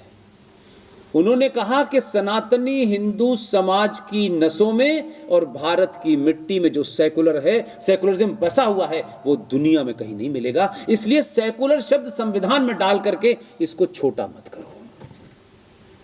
वो तब रिजेक्ट हो गया था, लेकिन रात के अंधेरे में पड़ा चला गया। उस अंबेडकर ने अपनी किताब पाकिस्तान और पार्टीशन ऑफ इंडिया हिंदी में भी है, अंग्रेजी में भी है। एक बार प्लीज, एक बार उसे पढ़ लीजिए, आपका फंडा क्लियर हो जाएगा। और जो अंबेडकर के नाम पे दुकानें चला रहे हैं वो राजनीतिक हैं, मुझे उसमें इंटरेस्ट नहीं है। जीत हार चुनाव बनाव की परिभाषा अलग होती है। सही समय पे सही योद्धा चुनना शुरू कर देंगे आप, आपकी समस्याएं 10 साल में समाप्त हो जाएंगी। आप बेटी के लिए वर चुनने के लिए कितने प्रकार के विज्ञापन निकालते हैं, कितने प्रकार के गोत्र देखते हैं, नस्ल देखते हैं, लेकिन देश पे गद्दी पे बैठाने के लिए आलू से सोना बनाने वाले को 100 सीटें दे देते हैं। तब आपके मन में नहीं आता यार, देश चलाने के लिए तो हमको वही योद्धा चाहिए जो इस परिस्थिति में लड़ सके, इस परिस्थिति को देख सके, इस परिस्थिति को सही हो सके और पूरी दुनिया में हराए। आज सुबह की घटना है ना, अमेरिका में जो हुआ है, क्या ऐसी बात हो गई। सोचिए कि वो ताकतें कितनी मजबूत हैं कि ऐसे तमाम लोगों को टारगेट पे लिए हुए हैं। आप क्या लोग नहीं है क्या? आपने एक दिन में 1 मिनट के लिए आपको जाकर के वोट देना था। कुछ लोगों को नहीं जाना था, कुछ लोगों का था साले को हराना है, कुछ लोगों का था साले को कमजोर कर देना है, इसको इसकी औकात बता देना है, क्योंकि ये हमारे यहां नहीं आ रहा सर झुकाने के लिए। इस अहंकार में उसको 240 पे आपने रोक दिया। वो ताकतें जिनकी गिनती आपके पॉपुलेशन के बराबर नहीं है, उन्होंने तो बिना कुछ कहे अपना मकसद हासिल कर लिया। और उस 1 मिनट के बाद फिर आप कहते हैं अरे वही 1 मिनट महत्वपूर्ण था जो 5 साल में आता है, अब नहीं आएगा। अब 5 साल बाद सोचिएगा तब तक क्या होगा मैं नहीं जानता। अपनों को कमजोर करने में आपने देर नहीं लगाई, दूसरों को कमजोर करने में आप इतने अगर मगर करते क्योंकि मालूम है दूसरा मारेगा घर में घुस के। ये अपना है तो इसलिए कुछ इसको तो कुछ भी कर दो। ये बोलना किसी का पक्ष लेना नहीं है, ये वर्तमान स्थिति का नंगा सच है। इसलिए हमने गीता कंपलसरी कर दी है। हमने ये नोशनल चीजें हैं। गीता कंपलसरी नहीं होगी तो आपको घर में गीता पढ़ने से रोका है किसी ने? रोका है किसी ने? उन्होंने तो नहीं कहा कि कुरान पढ़ाया जाए, उन्होंने तो नहीं पढ़ाया, लेकिन उनका ऊपर से लेकर नीचे तक पढ़ता है। आपको जो काम मंदिरों में करना था, तो आप तो मंदिरों को आपने अपनी अनंत किस्म की जो ख्वाहिश हैं, अनंत किसी की जो डिजायर हैं, उन डिजायरों को पूरा करने के लिए आप मंदिर जाते हैं। बेटी की शादी हो जाए, अच्छा वर मिल जाए, हनुमान जी के पास। हनुमान जी ने काम नहीं किया तो कृष्ण जी के पास। 33 करोड़ है, आप तो जा रहे हैं। और जब सबसे दिल भर गया तो चांद मियां के पास पहुंच गए। मंदिर आपकी अनंत इच्छाओं की पूर्ति का स्थान नहीं है। भंडारा कराऊंगी, फलाना करूंगा, ये सब रिश्वत देना बंद कीजिए। आपके मंदिर पैसा कमाने का जगह नहीं है। आपके मंदिर, जिन मंदिरों को मंदिर कहा जाता है, मैं उन मंदिरों की बात नहीं कर रहा जो बहुत सारे बन जाते हैं बीच बीच में और चलने लगते हैं। आपकी सनातन सभ्यता के तहत जिन मंदिरों की स्थापना हुई है, मेरी बात को दोबारा सुनिए, जो मंदिर आपकी सनातन सभ्यता में स्थापित हुए हैं, सारे मंदिर शुद्ध साइंस पे आधारित हैं। इसलिए जब किसी को ज्ञान ना हो तो कृपा करके उस विषय पे पब्लिकली बोले मैं नहीं जानता। मैं अक्सर मजाक में अपने लोगों से बोलता हूँ, बहुत सारे लोग मुझे ज्ञान देने लगते हैं इनकम टैक्स के बारे में, इकोनॉमिक्स के बारे में। मैंने कहा जो आदमी हाई स्कूल में मैथमेटिक्स में 3 नंबर ग्रेस मार्क लेके पास हुआ हो, उससे इकोनॉमिक्स की बात बिल्कुल मत करो, मुझे चक्कर आ जाएंगे। मैं नहीं जानता इस विषय को। तो बिना जाने किसी विषय को नहीं बोलने में कुछ इज्जत नहीं जाती को साहब, मैं इस विषय पर नहीं जानता। कोई नहीं आपको ऐसा मानेगा। क्या कुछ बोला? नहीं सर। पक्का? कुछ बता देना कहीं कोई मामला हो तो।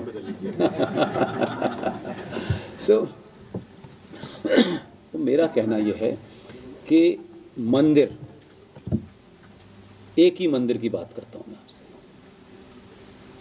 ये महाकाल क्या है? ये बाबा विश्वनाथ क्या है? ये कामाख्या क्या है बताइए? कभी सुना आपने? कभी ध्यान दिया?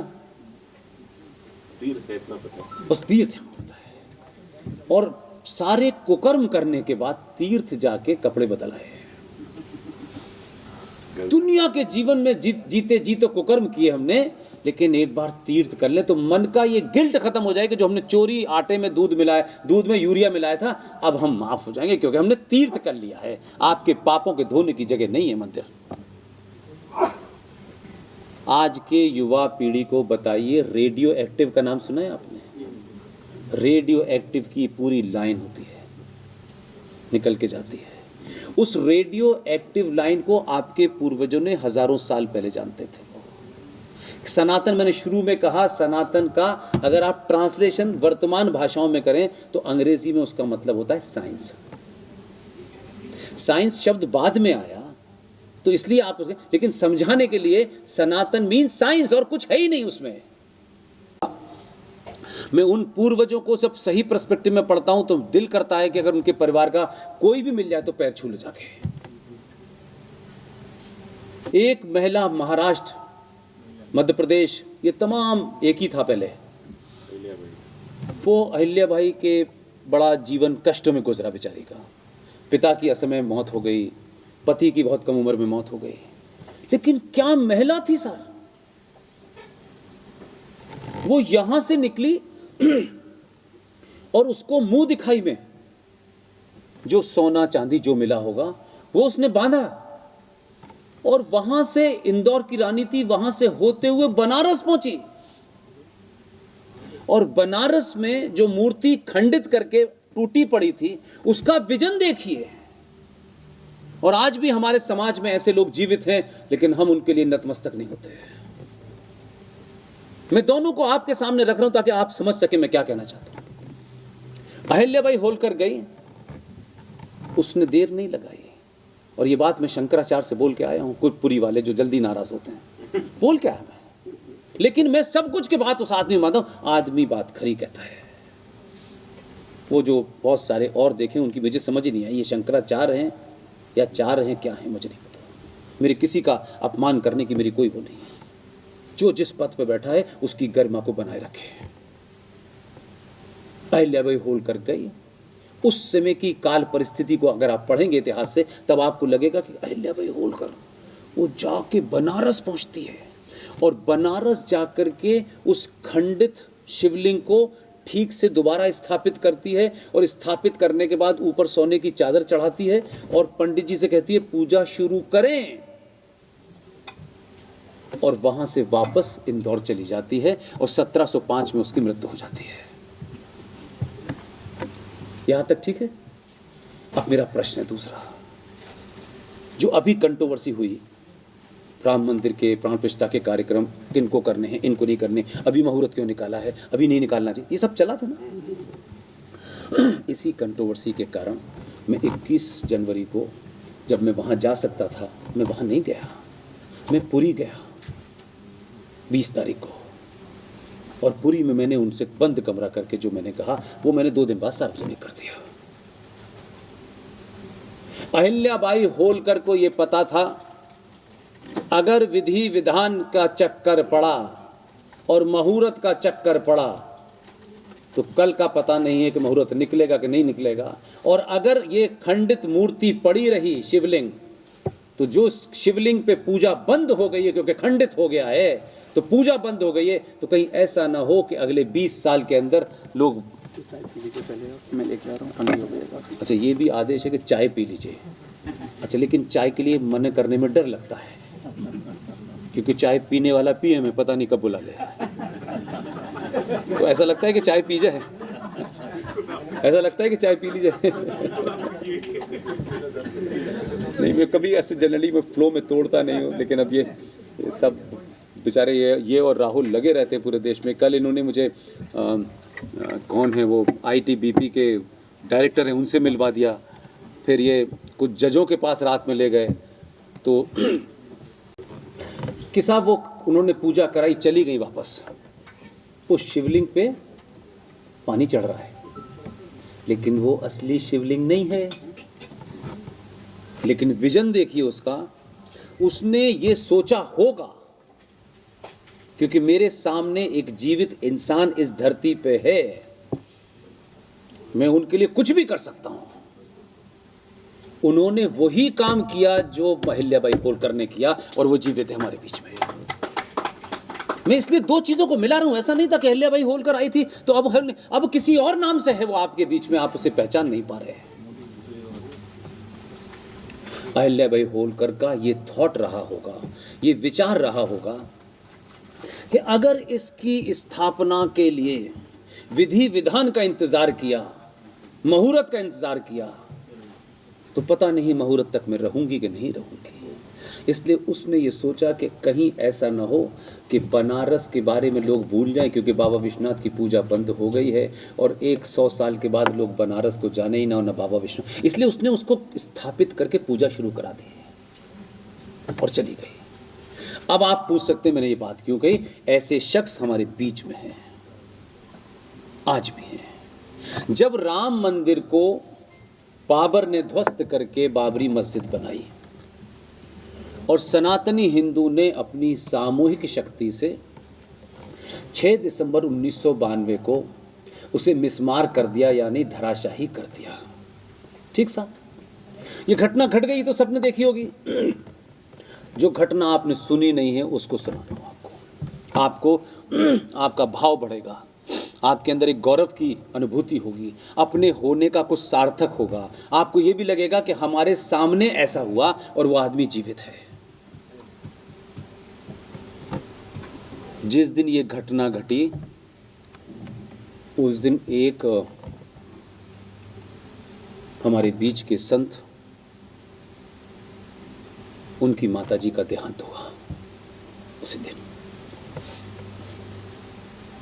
तो हिंदू परंपराओं के हिसाब से मुंडन शुंडन करना होता है। 13वीं वाले दिन लखनऊ इलाहाबाद हाई कोर्ट में एक पिटीशन दी उन्होंने। और देखिए इसको विजन कहते हैं। और उन्होंने पिटीशन वाले में क्या दी भाई साहब, उन्होंने कहा कि मैं संविधान के ज्ञाता हैं, संविधान मुझे अधिकार देता है कि मैं अपने आराध्य की पूजा कर सकूं। यह मेरा संवैधानिक राइट है। मैं नहीं जानता 6 दिसंबर को किसने तोड़ा नहीं तोड़ा, मुझे इसमें कोई इंटरेस्ट नहीं है। इस देश का संविधान के तहत अदालत की ये पूरा जिम्मेदारी है कि जो मेरा आराध्य है मैं उसकी निर्बाध पूजा करता रहूं। इसलिए राम मंदिर और राम बाबरी मस्जिद टूटने के बाद वहां जो भी कुछ खत्म हो चुका है, इससे मैं अपने आराध्य की पूजा में विघ्न मानता हूं। सत्ता और इस देश की अदालत को यह जिम्मेदारी है कि मेरी पूजा निर्बाध शुरू हो जाए। इसलिए राम को कहीं भी टेंट में स्थापित करो ताकि मैं अपने उस अधिकार का पालन कर सकूं। और इस पे हाई कोर्ट ने ऑर्डर दिया कि तत्काल राम की मूर्ति टेंट में लगाई जाए। इसमें ताली बजाने वाली बात दूसरी है। जो अहिल्याबाई होलकर ने सोचा था वही हरिशंकर जैन ने सोचा कि राम मंदिर टूट गया है, अनादिकाल वहां से लोग आएंगे, सोचेंगे लोग बनेगा तब जाएंगे। ये तो अलग बात है कि आज ऐसी स्थिति है तो आप कह सकते हैं 50 साल के बाद लोग अयोध्या आना भूल जाएंगे। उस शख्स जिसका नाम हरिशंकर जैन है, जिनका पुत्र विष्णु शंकर जैन उसी बनारस में युद्ध लड़ रहा है, उन्होंने मुझे जब ये बताया तो मेरा एकदम मुझे लगा कि इन्होंने अहिल्याबाई होलकर वाला काम किया। हमारे यहाँ तो लोग भूल जाते, कहते यार यहीं स्थापित कर लो ना, एक राम तो यही है, कण कण में राम है और फिर यही है, तो कण कण में राम है तो फिर राम मंदिर चाहिए क्यों था। तब वो ये करके गए और लगातार उस टेंट में राम की पूजा होती रही और हजारों देश का सनातनी उसमें पूजा करता रहा जब तक मंदिर नहीं बना। इसीलिए बना, राइट। और आप देखिए कि अहिल्याबाई होलकर चली गई करके उसने कुछ नहीं किया। उसने सोचा होगा कि कोई आएगा, 400 साल ही बाद आएगा, आएगा जरूर कोई ना कोई। उसका कमिटमेंट देखिए, उसने कहा यहाँ पूजा होती रहनी चाहिए, बाबा विश्वनाथ के ऊपर हर हर महादेव का नारा लगते रहना चाहिए ताकि समाज को जिंदा रहे। और एक दिन जब वो पूरा प्रांगण तैयार हो गया, जिस प्रांगण के अंदर 10 से 12 लोग नहीं खड़े हो पाते थे, उस प्रांगण में आज 10,000 लोग खड़े होते हैं।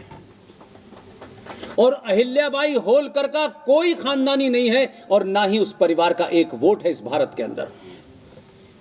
इसलिए ये भाव उनको बता रहा हूं जो ये चाहते हैं कि मेरे जीते जी मेरा नाम हो जाए। उस प्रांगण के अंदर अहिल्याबाई की इतनी बड़ी मूर्ति लगी हुई है कि वो नमाज में जब ऊपर मुंह उठाएंगे तो अहिल्याबाई होलकर नजर आएगी।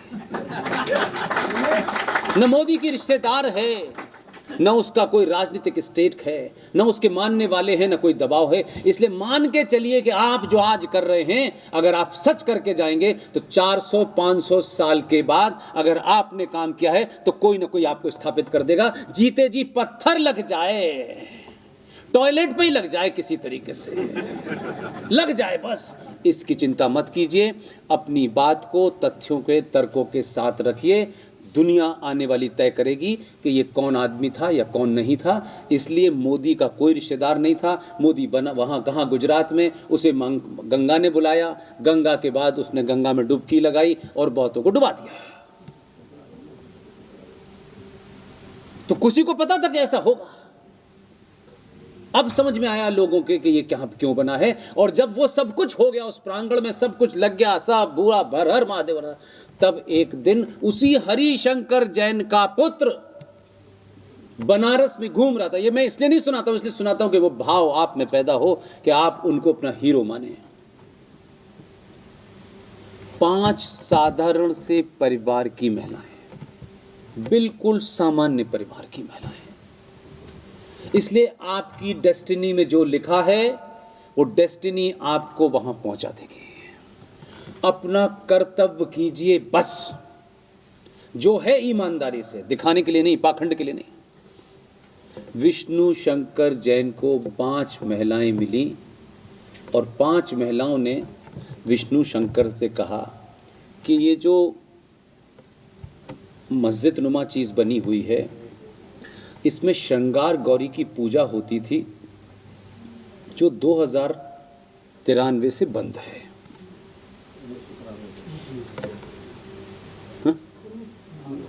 हाँ, उसमें 93 से पूजा बंद हो गई। अब छोटी सी घटना का कितना बड़ा इंजेक्ट हो सकता है। 5 महिलाओं को, इसलिए नहीं कि मैं तो कोई नेता वेता हूं नहीं, मैं जब भी जाता हूं तो या तो उनके यहाँ जाता हूँ या इकट्ठा, और पैर छूता हूँ उनके। इसलिए नहीं, वो बहुत साधारण सी महिलाएं हैं। उनको बार बार मुझे ये अनुभूति करानी होती है कि आप जब ये इतिहास लिखा जाएगा तो आप सबसे ऊपर होंगे।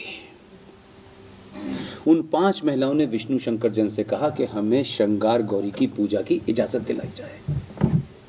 विष्णु शंकर जैन दिल्ली का आदमी जो कहीं वहां रहता भी नहीं है। क्या डेस्टिनी ने उन्हें मिलाया। विष्णु शंकर जैन ने कहा मैं बात करता हूं।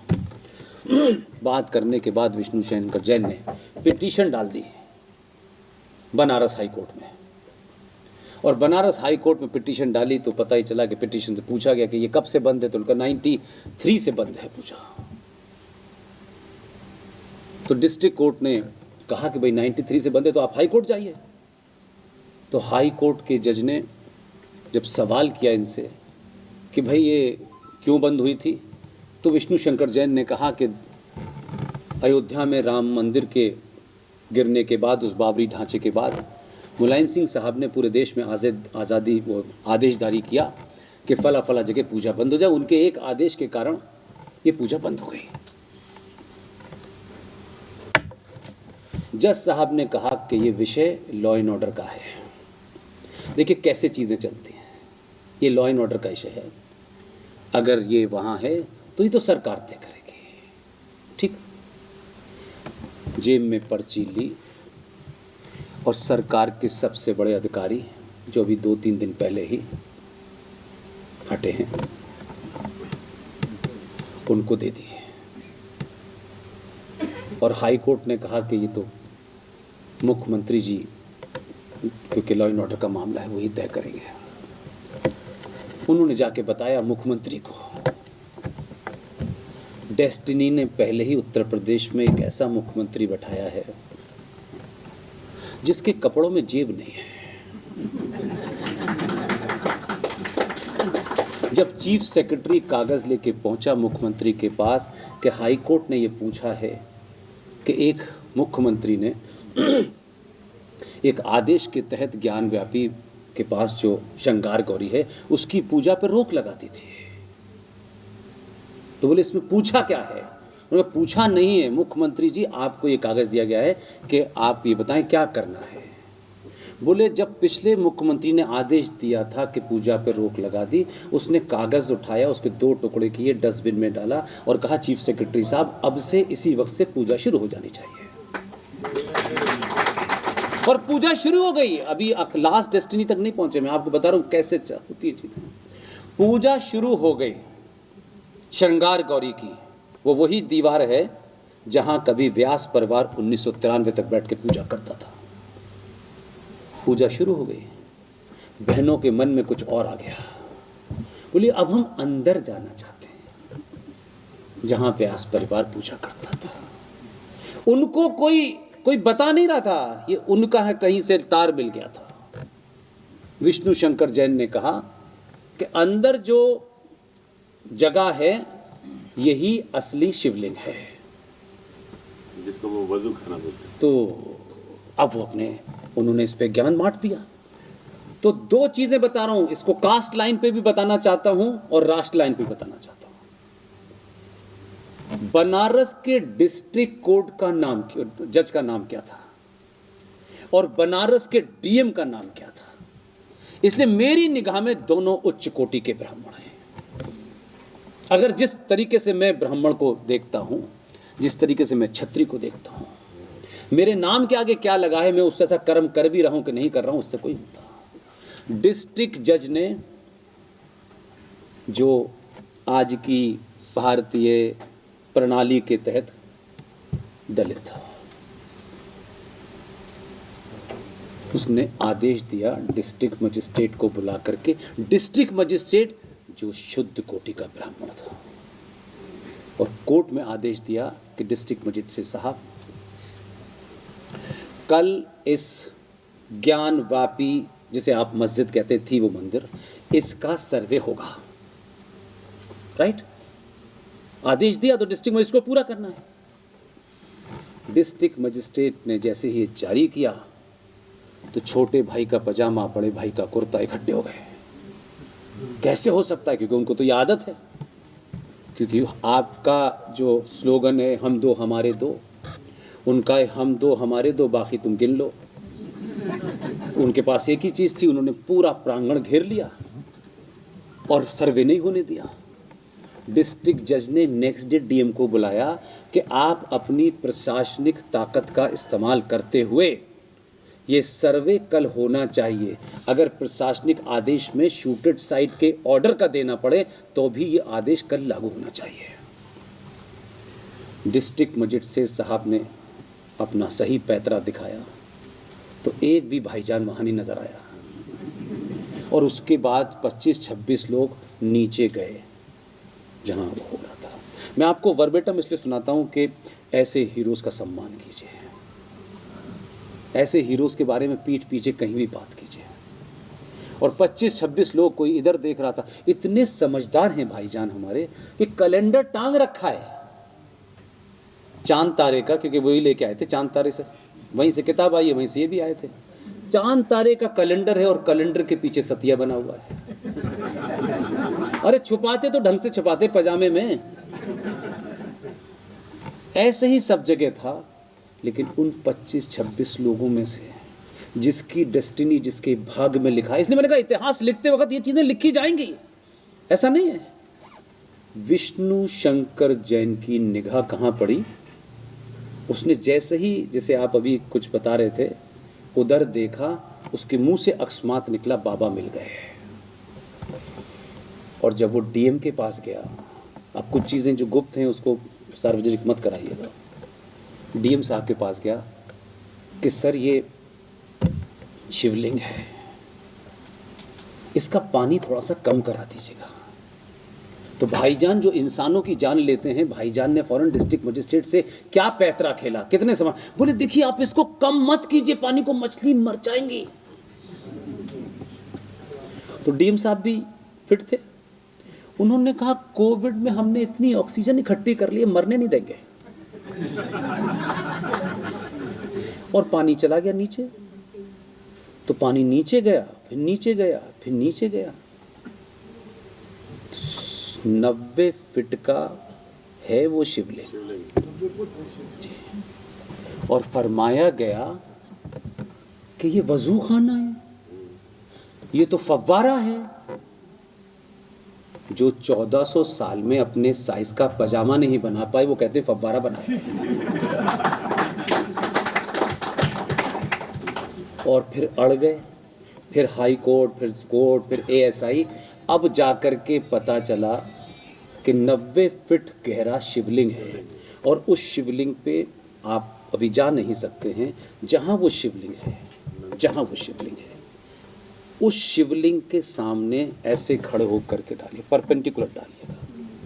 एग्जैक्टली 82 फीट की दूरी पर नंदी के दोनों कानों के बीच में वो जाता है, वही असली नंदी है। और आपके पूर्वज काम अच्छा करके गए, लेकिन आपको वो नहीं जानना मेरे भाई, वो स्कूल में नहीं पढ़ाया जाएगा, वो आपके गुरुकुल में पढ़ाया जाता। तो गुरुकुल तो आपने समाप्त कर दी, क्योंकि अब तो आपको अपने बेटे को सेंट फिदेलिस के पास भेजना है, जो सबसे बड़ा फ्रॉड था। सेंट स्टीफन में भेजना है, क्योंकि अंग्रेजी पढ़ानी है, हाई पैकेज पे बाहर भेजना है। यहां पे गुलाम आपके जो है धरती की रक्षा करेंगे। उस आदमी को देखिए कि इस सब करने के बाद में जब बात खत्म हो गई, तो हमारे जो पूर्वज थे, उन पूर्वजों पे चर्चा नहीं होती। क्योंकि मैंने फिर वही कहा कि आप सब्जेक्ट पढ़ने से पहले अगर नाम देखेंगे तो मतलब नहीं निकलेगा। आप सब्जेक्ट पढ़िए, किसने लिखा है ये महत्वपूर्ण नहीं होता। आपके पूर्वजों में 2 नाम ऐसे हैं जिसकी कहानी मैं लंबी सुना सकता हूँ, उस पर बड़ा लंबा काम कर रहा हूँ मैं। वो आएगा, उसको सार्वजनिक करूँगा, हो गया। लेकिन वो मुझे ला के बताना है कि क्या क्या है, क्योंकि आम आदमी के पास नहीं पहुँच सकती वो। Ambedkar was the chairman of drafting committee and doctor Rajendra Prasad was the chairman of constitution committee. सब तैयार हो गया। आपके उन भावों को जिंदा करने की कोशिश कर रहा हूं, जो आपको लगे कि आप आज की बात नहीं है। आपके बहुत सारे गुमनाम लोग गुमनामी में हैं, उनको चाहिए नहीं था यहां नाम लिख जाए। ऐसे लोग, उनसे भी प्रेरणा ली जा सकती है। अंबेडकर और डॉक्टर राजेंद्र प्रसाद के बीच में मंत्रणा हुई कि भारत के संविधान की जो पहली लाइन है, उसमें लिखा हुआ है India that is Bharat. Ambedkar को सोचिए, आप सोचोगे कि यार ये पक्ष तुम्हें बता ही नहीं गया, दलित दलित दलित दलित दलित दलित, बस यही पता है आपको। अंबेडकर ने कहा कि इसमें भारत नहीं है, इसमें तो इंडिया है। संविधान का आपका जो शुरू का था, वो कुल मिलाकर के गवर्नमेंट ऑफ इंडिया एक्ट 1935 की फोटोकॉपी थी, कुछ ऊपर नीचे कर दिया था। तो अंबेडकर ने कहा कि इसमें इंडिया तो है, भारत नहीं है। तो डॉक्टर राजेंद्र प्रसाद ने कहा कि इसके लिए क्या कर सकते हैं। बिल्कुल लास्ट स्टेज थी, ऑलमोस्ट छपने जा रहा था, 2-3 दिन पहले की बात है। तब दोनों का विजन देखी और ईमानदारी देखी, बात खुलने नहीं दी उन्होंने। उनका आने वाले समय में कुछ पागलों को पता चलेगा, वो कहेंगे। उसमें उन्होंने कहा कि हमारे हजारों साल जो हमारे राजा महाराजा हुआ करते थे, भगवान राम कैसे चलाते थे अपना समाज, कृष्ण जी कैसे चलाते थे, उस ज़माने क्या क्या आदर्श थे, सेंटर के और राष्ट्र राज्यों के बीच में क्या था, व्यापार की क्या राजनीति थी, तमाम सारी चीज़ों को उन्होंने कहा हम चित्रों के माध्यम से इसको स्थापित कर सकते हैं, उस पर डिबेट नहीं होगी। और संविधान के पहले पन्ने पर वही नंदी बन रहा है जो बनारस में जो सामने बैठा हुआ है। आपने कभी देखा ही नहीं होगा उस नंदी को, वो भारत के संविधान के पहले पृष्ठ पर बन रहा है। उसी संविधान के पेज नंबर 5 पर पुष्पक विमान से भगवान राम, लक्ष्मण और मां सीता की तस्वीर है, उसी में कृष्ण की तस्वीर है, उसमें सुभाष की तस्वीर है, उसमें छत्रपति शिवाजी की तस्वीर है, उसमें रानी लक्ष्मीबाई की तस्वीर है। जब जब संविधान खोलोगे इस तथाकथित चोरी से रात के अंधेरे में डाले हुए सेकुलरिज्म से बड़ा सेकुलरिज्म के सिंबल उसमें मौजूद हैं। जो लोग आज चौराहे चौराहे बता रहे हैं ना, और वो लोग नैरेटिव बनाने में कामयाब हो गए कि ये 400 आएंगे तो संविधान बदल देंगे। किसी माई के लाल ने नहीं पूछा कि ये तो क्या बदलेंगे, तुमने तो बनने के, तस्वीर छपने के 2 साल बाद ही तस्वीरें हटा दी थी। तुमने तो भारत के संविधान के प्रियम्बल को ही अक्षुण से खत्म कर दिया। तो सवाल जो भाव है मैं वहां ले जाना चाहता हूं। नंदलाल बोस को बोला गया कि आप तस्वीरें बनाएं। नंदलाल बोस बहुत बड़े शांति निकेतन के आर्टिस्ट थे। उनका एक स्टूडेंट था, ये युवा समझे मेरी बात, 22 साल का युवा था वो। जबलपुर में उनका परिवार है, और जो साहब थे उस 22 साल के लड़के का नाम आप सुनेंगे।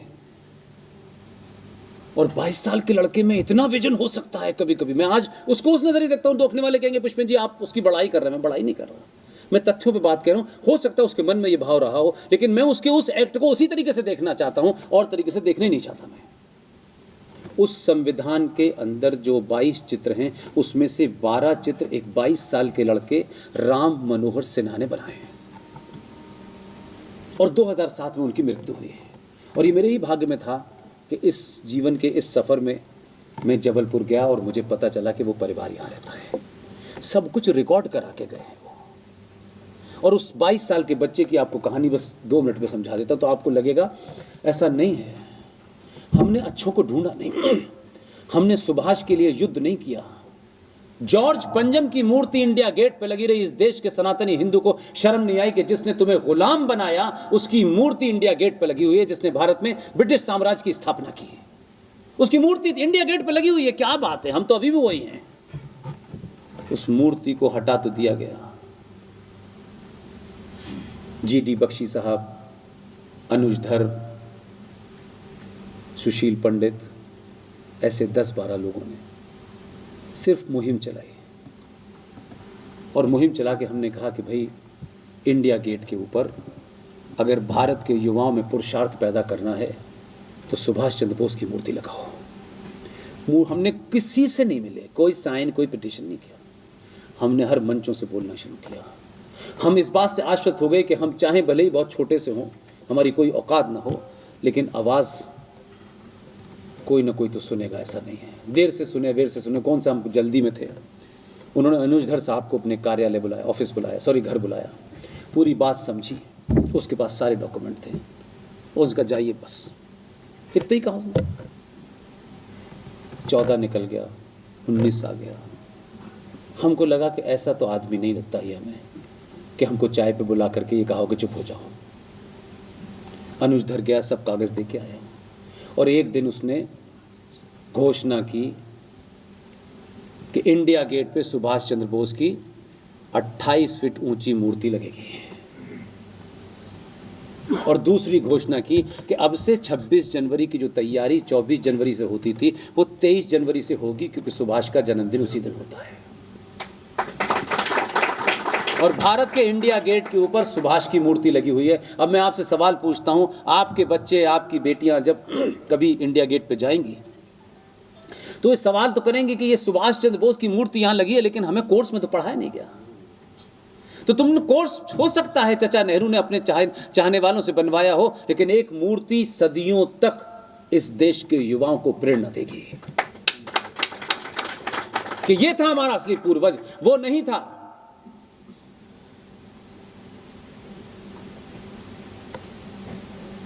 अब नाम नहीं लेना चाहता, नाम लेने से लोग नाराज हो जाएंगे।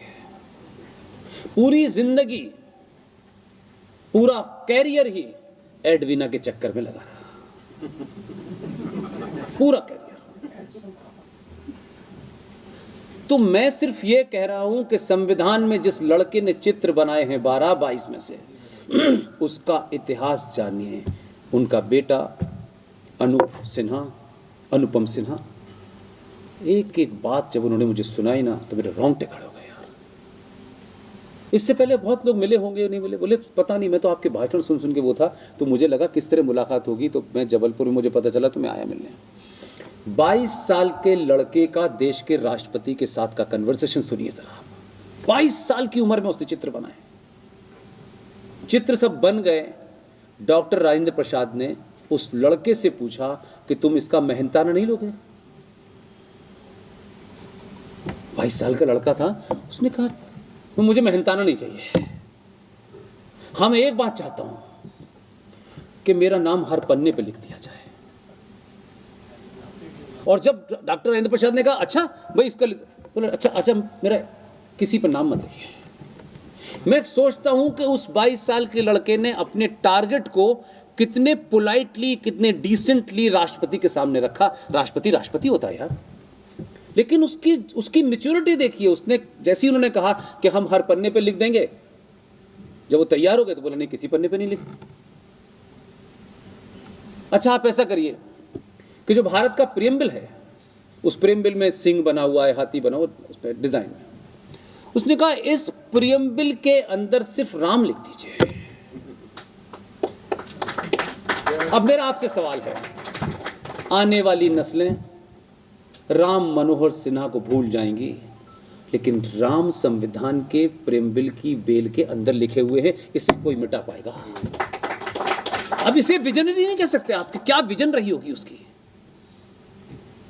उस संविधान को फूल वाले चचा ने हटा दिया। लेकिन मैं फिर कह रहा हूं कि जिस लड़ाई को मैं लड़ रहा हूं, जो आपको लड़नी चाहिए, राजनीतिक लड़ाई तो 5 साल में एक दिन लड़नी है ना बस। आपको जाइए अपना जो काम कराइए बस, उसके बाद ज्यादा ध्यान मत दीजिए। रोज सुबह से शाम तक ये डिबेटें होती हैं, टेलीविजन वालों को जगह भरनी होती है, उनको भाई साहब उसमें ध्यान मत दीजिए, वहां महामूर्ख जाते हैं। कोई कुछ भी बकने लगता है, उसको पता नहीं होता, कच कच कच कच कच कच।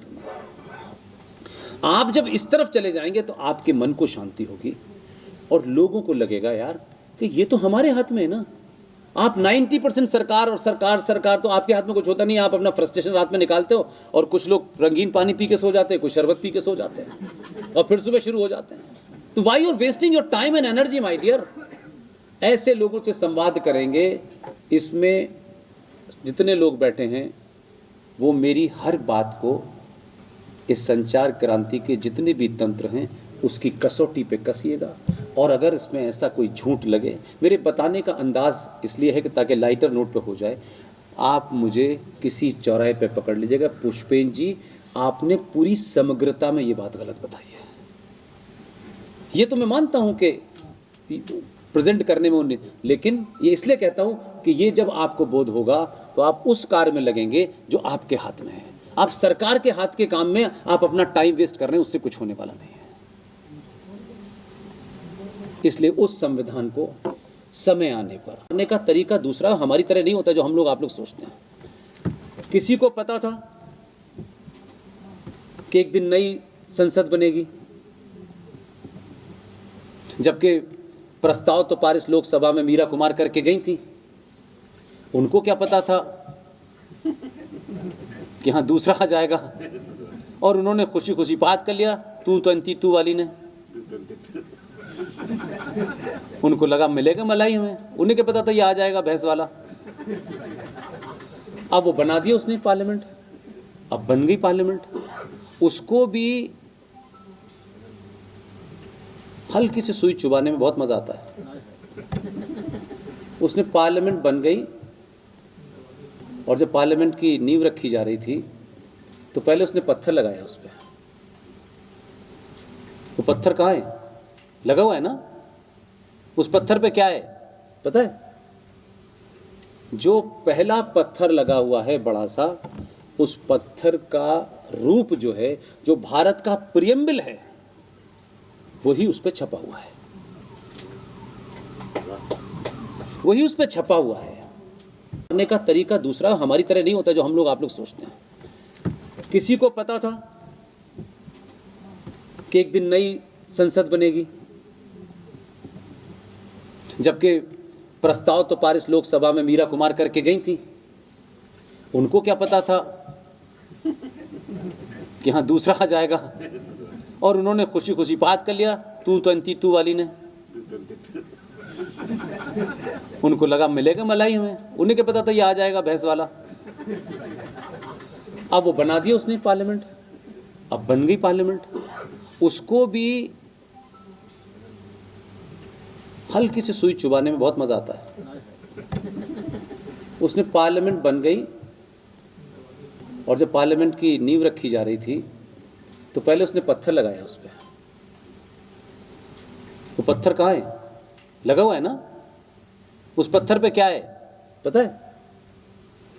जो पहला पत्थर लगा हुआ है बड़ा सा, उस पत्थर का रूप जो है, जो भारत का प्रियम्बल है, वही उस पे छपा हुआ है, वही उस पे छपा हुआ है।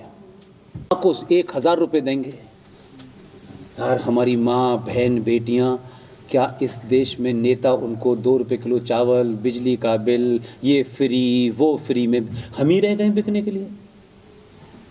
और हम इसलिए बिक रहे हैं कि हम अपने आप को पहचान नहीं रहे। हम ये समझते हैं कि जब तक बड़ी गाड़ी नहीं होगी, जब तक हमारा किसी जगह बड़ा मकान नहीं होगा, तो हम बड़े नहीं हैं।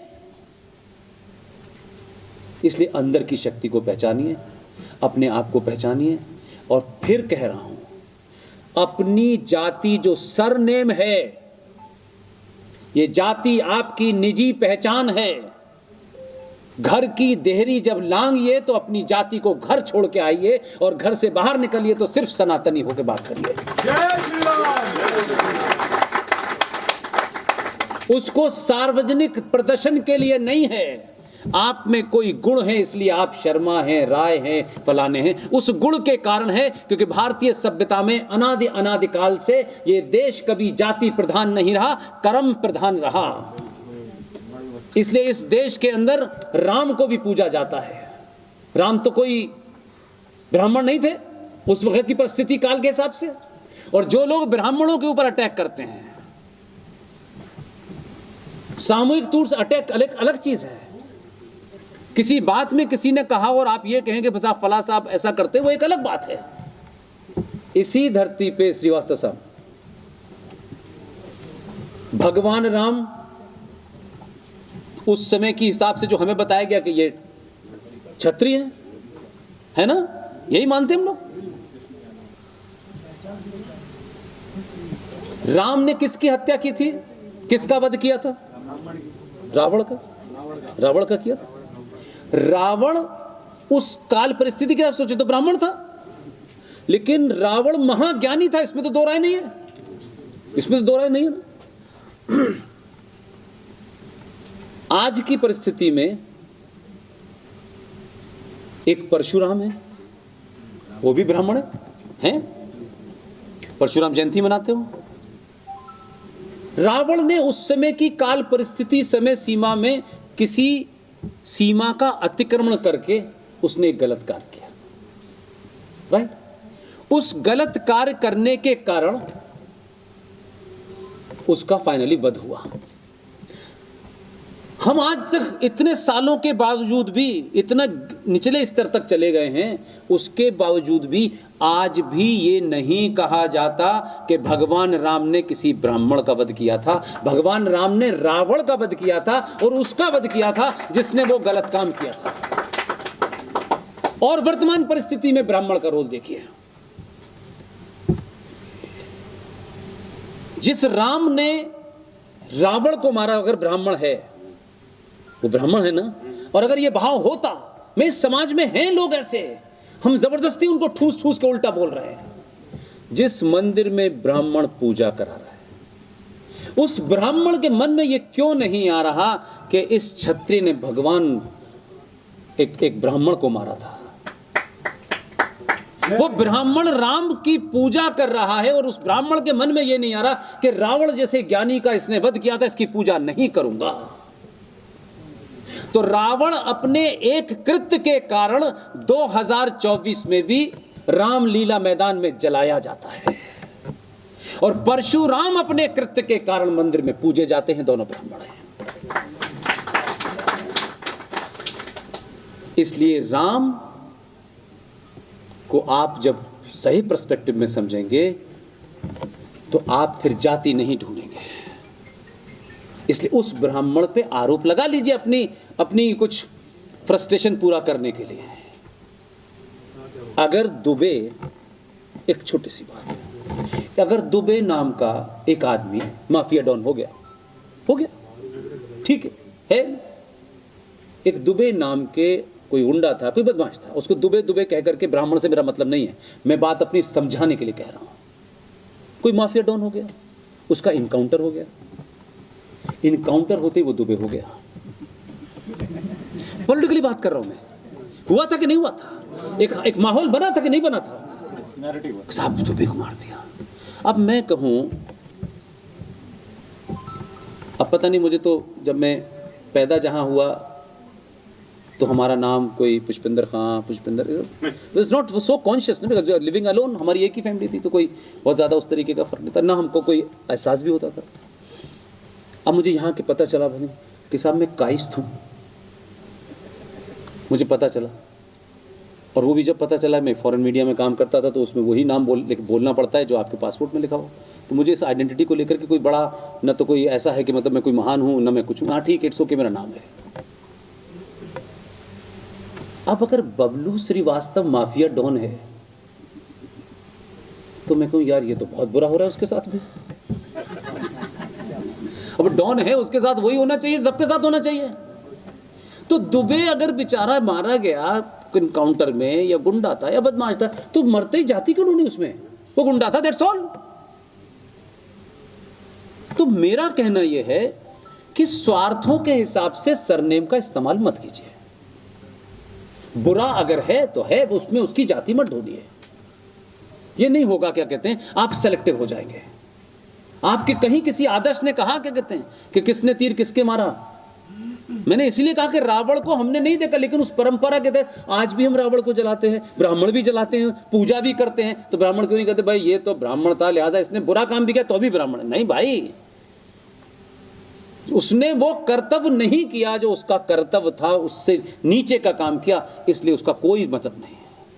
इसलिए जाति सिर्फ आपकी पहचान के लिए है, जो आपके घर के अंदर तक है। उसका इस्तेमाल अगर आपको बहुत करना है तो शादी ब्याह में करिए, राजनीति में मत करिए।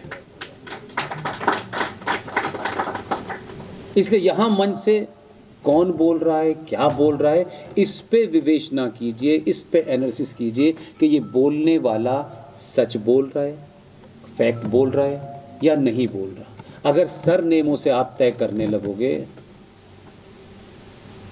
तो यूपी में तो एक ही है। तो यूपी वाला अपने कर्म से जाना जा रहा है कि गेरुआ वस्त्र पहनने के बाद में भी ये कहता है जिस भाषा में सुनना चाहते हो उसी में समझा दूंगा। अब आप कहें गेरुए वस्त्र पहनने वाला आदमी तो आदर्श हो जाता है, उस पे गेरुए वस्त्र उसने पहने हैं। लेकिन मुझे याद है कि यहाँ कुछ लोगों ने जामिया में कुछ आंदोलन करा था, तो यहाँ की स्थिति दूसरी थी। ये बोले वहाँ हम लखनऊ में भी करेंगे,